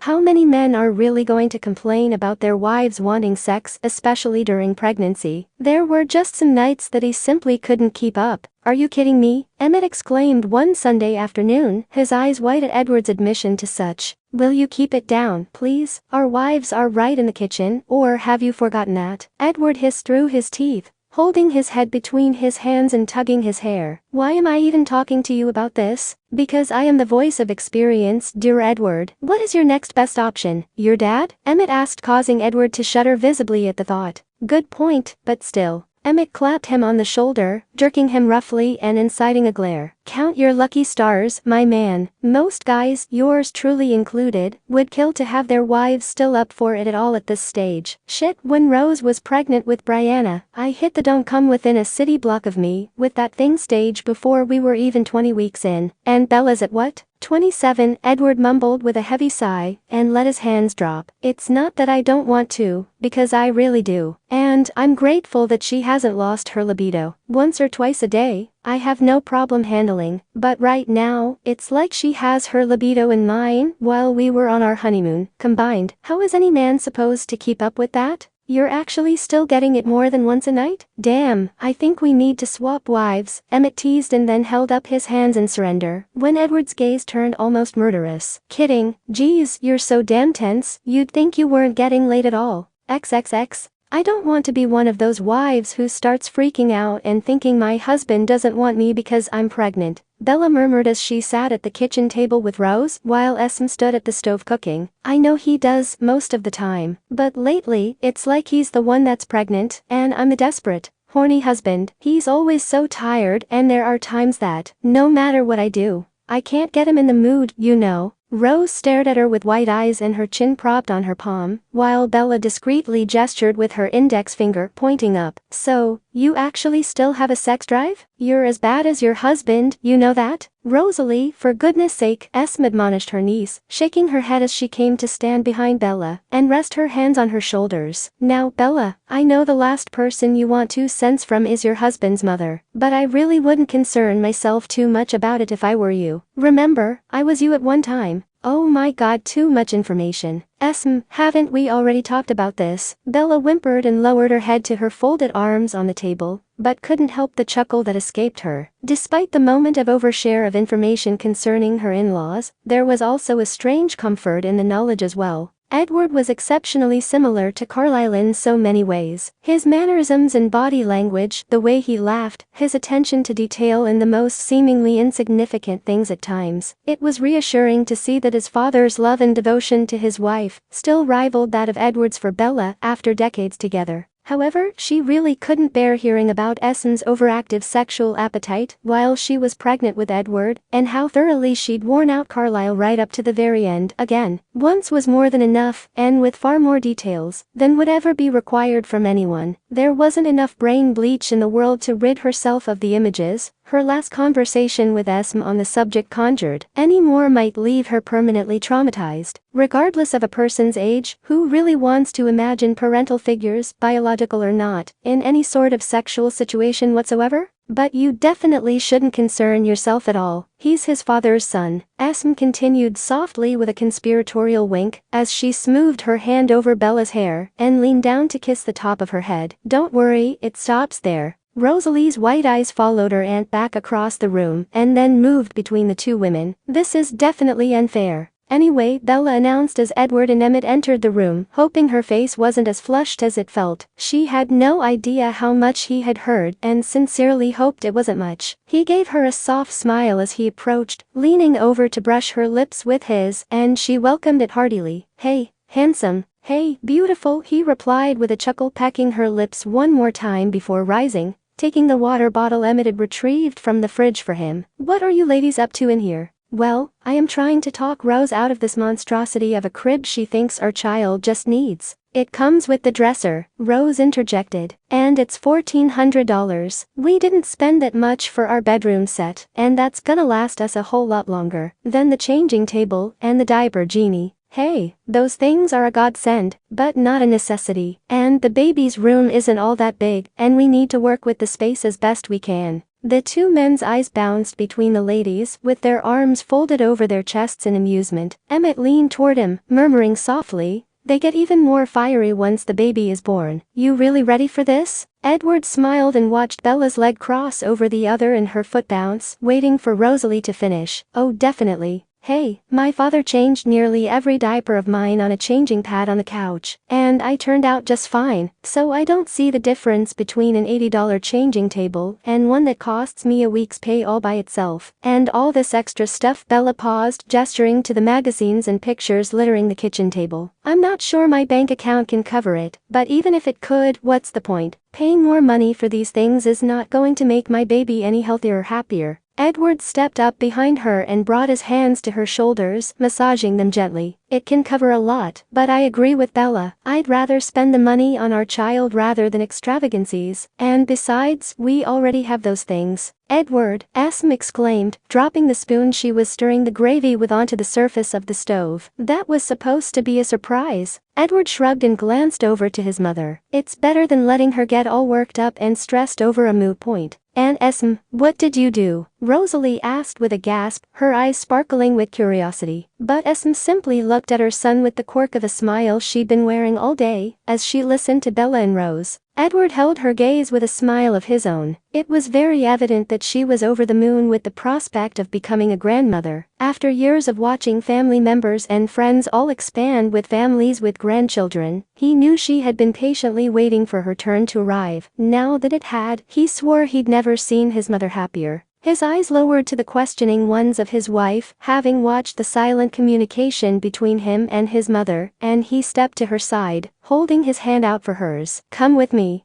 Bella lifted a brow at him suspiciously, but took his offered hand, and he led her out of the kitchen and upstairs to the second floor. "Edward, what's going on?" "You'll see," he answered with a mischievous smirk as they walked down the long hallway, stopping at the closed doorway at the end. "This was supposed to wait until your baby shower." Bella's fingers tightened around his hand as he opened the door and flipped on the light, her lips parting in a gasp. Inside was a beautiful wooden nursery set, crib, dresser, changing table, and a high-backed rocking chair with a matching ottoman. "Oh my God, this is where did you get this?" "It was mine," Edward replied, and Bella's head spun to face him, her breath stilled in her throat. "And my father's. My grandfather made the crib and the rocker while my grandmother was pregnant. My dad made the dresser while my mother was pregnant with me. And both he and I built the changing table and have been working on refinishing the rest to match. And don't worry, we measured between the bars of the crib to make sure they were less than 2 3/8 inches apart, too. I read that book you gave me." Bella was rendered speechless, and tears dampened her eyes, so she responded the only way she could in that moment. She turned his face with her fingertips on his jaw, and met his lips with hers in a soft, yet firm kiss. His arms slid around her and held her against him, and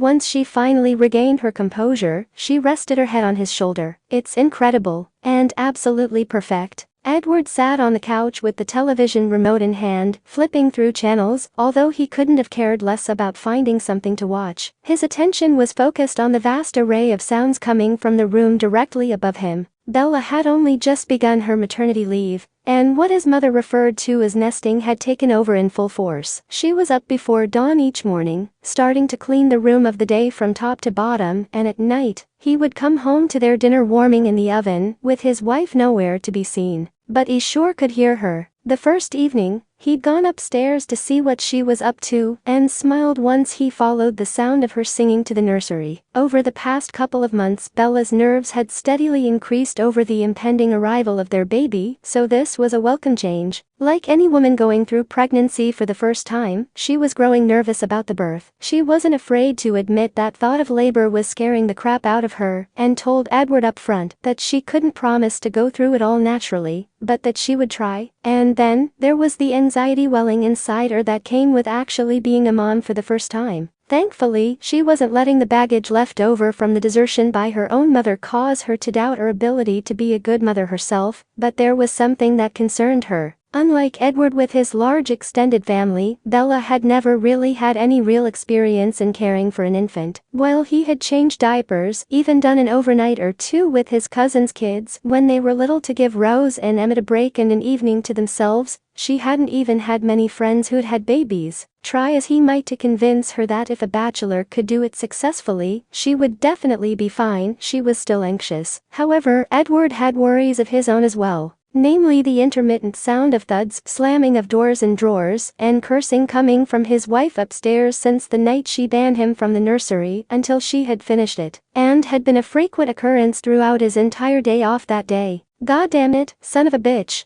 Something like that, Edward muttered to himself in continuation of his thoughts, turning the television off and looking up to the ceiling. "Bella, are you sure you don't need help up there?" "Positive. I just pinched my thumb in a drawer, that's all," she called out in reply. "Sweetheart, you know the baby can hear you. And doctor told you to take it easy for the next couple weeks." "I don't think this counts," he added with a heavier trace of worry in his tone. Bella's heavy sigh echoed down to him, accentuated by a groan of frustration. "Taking it easy does not equate to nothing at all. I'm fine, and I know my limits. Don't worry." However, Edward couldn't help it. They'd already made one trip to the emergency room in a panic 2 weeks before, when Bella began to feel contractions and had some light bleeding. Fortunately, it turned out to be nothing more than Braxton Hicks and the baby shifting a little. She hadn't bled since, and after a couple days of bed rest, she was feeling much better. That was until she tried returning to work, and Charlie had insisted that she start her maternity leave earlier than planned, for her well-being and that of his grandchild as well.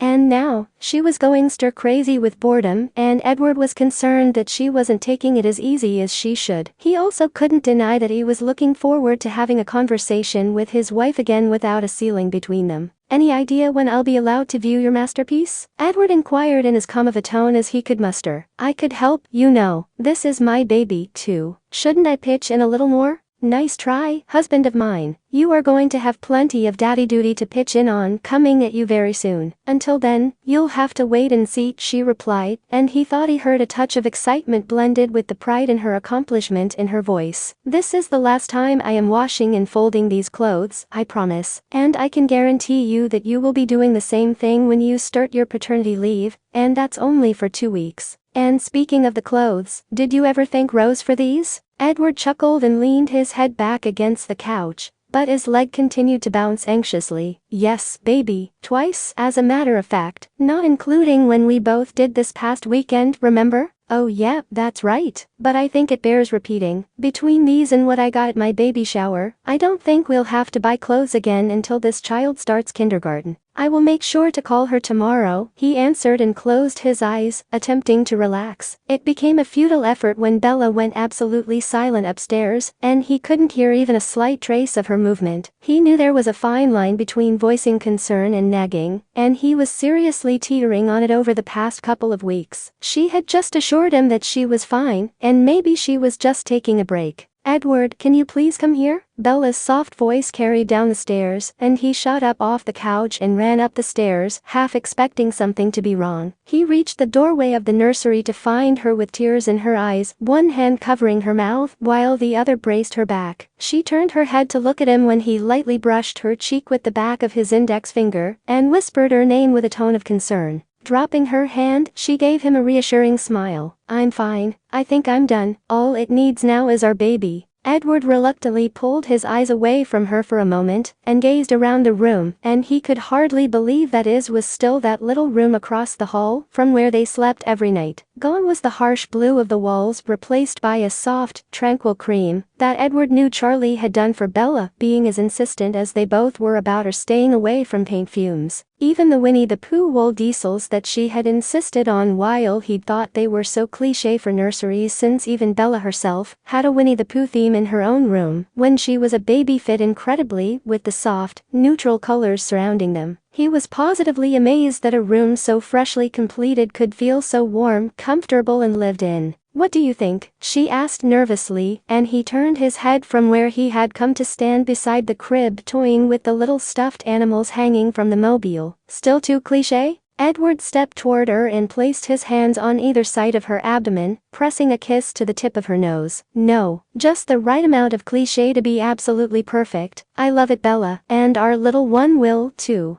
I hope so, because my back sure doesn't, Bella joked, giving a soft grunt of discomfort and covering one of his hands with hers on her stomach. I'm probably going to lie down for a bit before dinner. I think this little person is trying to tell mommy enough. Are you okay? Bella glanced up at her husband with a soft smile, grazing her fingertips over his cheek and giving him a gentle kiss. Yes, I swear, I'm perfectly fine. Just a little twinge, though. Maybe we could have something light for dinner instead of the pasta I was planning? I have heartburn like nobody's business, and my stomach already feels like there's a lead brick in it. That is not our little bundle of joy. Sandwich and ginger ale in bed, then? Edward asked as he pressed his lips to her forehead, and she nodded with a quiet please in reply. He followed her out of the room until she made her way across the hall while he started down the stairs. You know, I can't wait for our baby to be born. Then we can just say him or her, rather than all these creative ways to avoid saying it. We could have found out the sex, Edward, Bella groaned as she laid down. You didn't want to know, he called back and hurried into the kitchen to start making her sandwich. No sooner had he removed 2 slices of bread from the bag and his phone buzzed in his pocket. He pulled it out and laughed when he saw a text from Bella on the screen. Neither did you. On his way back to the refrigerator, he began a reply to her. Baby, are we really texting each other from different rooms of the house? And to be accurate, I said I would have been okay with either scenario. Edward set the device on the counter again to use both hands to make her dinner and looked over when it vibrated again, and he tapped the screen with his pinky. I knew you were just copping out on the decision-making process. I love you, Edward spoke out loud as he laid the thin slice of ham across the bread as Bella was still having her aversion to all things poultry and rolled his eyes with a laugh at her following text. Shut up, I'm mad at you, pokes tongue out. He had just finished cutting her sandwich in half the way she liked and was reaching up for a glass to pour her ginger ale into when she called for him again with a slight strain in her voice. It only took him a matter of seconds to reach their bedroom door to find her sitting up on the edge of the mattress, running her hand over her stomach. I think you're about to find out, Bella spoke before he could utter a single word, and then her face contorted with a wince, a slight trace of fear in her eyes. That was no twinge. May 13.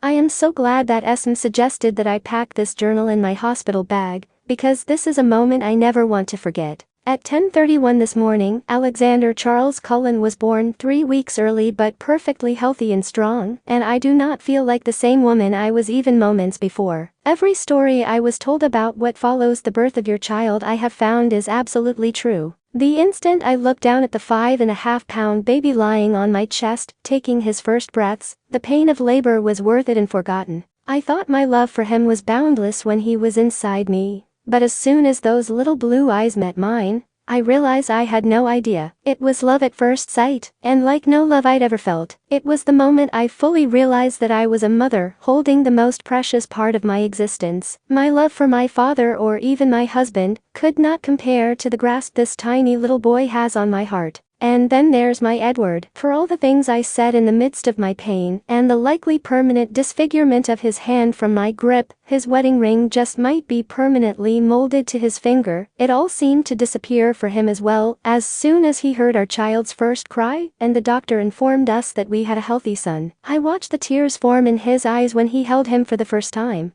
I've fallen in love with Edward in so many ways, with the image, the man, my friend, lover and husband, and now once more as the father of my child, and for that, there was no comparison. A lot of this is probably just my hormones going off the charts from having just given birth, but it doesn't make it any less true. In the chessiest, but also the best way ever, I feel absolutely complete. With my husband, my son, my own little family, this day will be a tough one to beat. Bella had held back the onslaught of tears following Alexander's birth, only allowing a few to fall along with Edward's. Yet, the moment she finally got him to leave the room for more than a few seconds after sending him to the cafeteria for a chocolate milkshake she was craving, they sprung free. It was the farthest from sad she had ever felt, but she knew that even the soft sobs escaping her just then would cause her husband to worry needlessly. She gazed down at the sleeping infant lying in her arms, and pressed her lips to his forehead. The look on Edward's face the moment the doctor announced that she had delivered a healthy son was enough to bring tears to her eyes on the spot. She honestly believed that he had hoped for a little girl, as he'd even hinted as much in the weeks leading up to the birth. More than once, she had seen him on his laptop at night, browsing through sites with Disney princesses, and his eyes glancing toward little pink frilly socks, when they had gone shopping for some last-minute things the week before. However, the instant his gaze fell on the wailing baby boy resting on her stomach, she could only describe his expression as one of complete awe. When he finally looked at her again, his eyes were full of tears as he leaned in to kiss her forehead and whispered against her skin, "We have a son." Once they were finally alone in the room, Bella began to drift off to sleep, while Edward sat in the chair beside her bed, holding their little boy in his arms. Before she felt the final tug into slumber, she heard her husband choke on a sob, and opened her eyes as much as she could manage in her exhaustion. Thin, wet trails were streaming down his face as he pressed his lips against the tiny hand encircling the tip of his finger while cradling their son to his chest. Hours later, when she woke again, she found him in the same position, only with his eyes closed. If it wasn't for the movement of his thumb over the knuckles of Alexander's clenched fist, she would have thought he was asleep. She reached over to lightly tap his shoulder, and watched his eyes flicker for a moment behind his lids, before finally opening. He gave her a tired smile and brought one hand up to take hers, lifting it to his lips, and pressing a soft kiss to her skin. As much as she tried to convince him to go home and get some sleep while he could, he refused to budge. It was as if he couldn't bear to be parted from her or their son for a moment until the doctor came in and announced they were ready to take Alexander for his circumcision. Then he was finding any excuse he could to get out of that room without being a complete ass. "There's a man I didn't expect to see outside of that hospital room," until his wife and son left with him. Edward turned his head at the familiar voice and chuckled softly as Emmett stepped into line with him. Bella wanted a chocolate milkshake, he explained and placed the order, returning his gaze to find the man's raised eyebrow directed at him. "She's freaking out a little bit. They're doing Alexander's circumcision."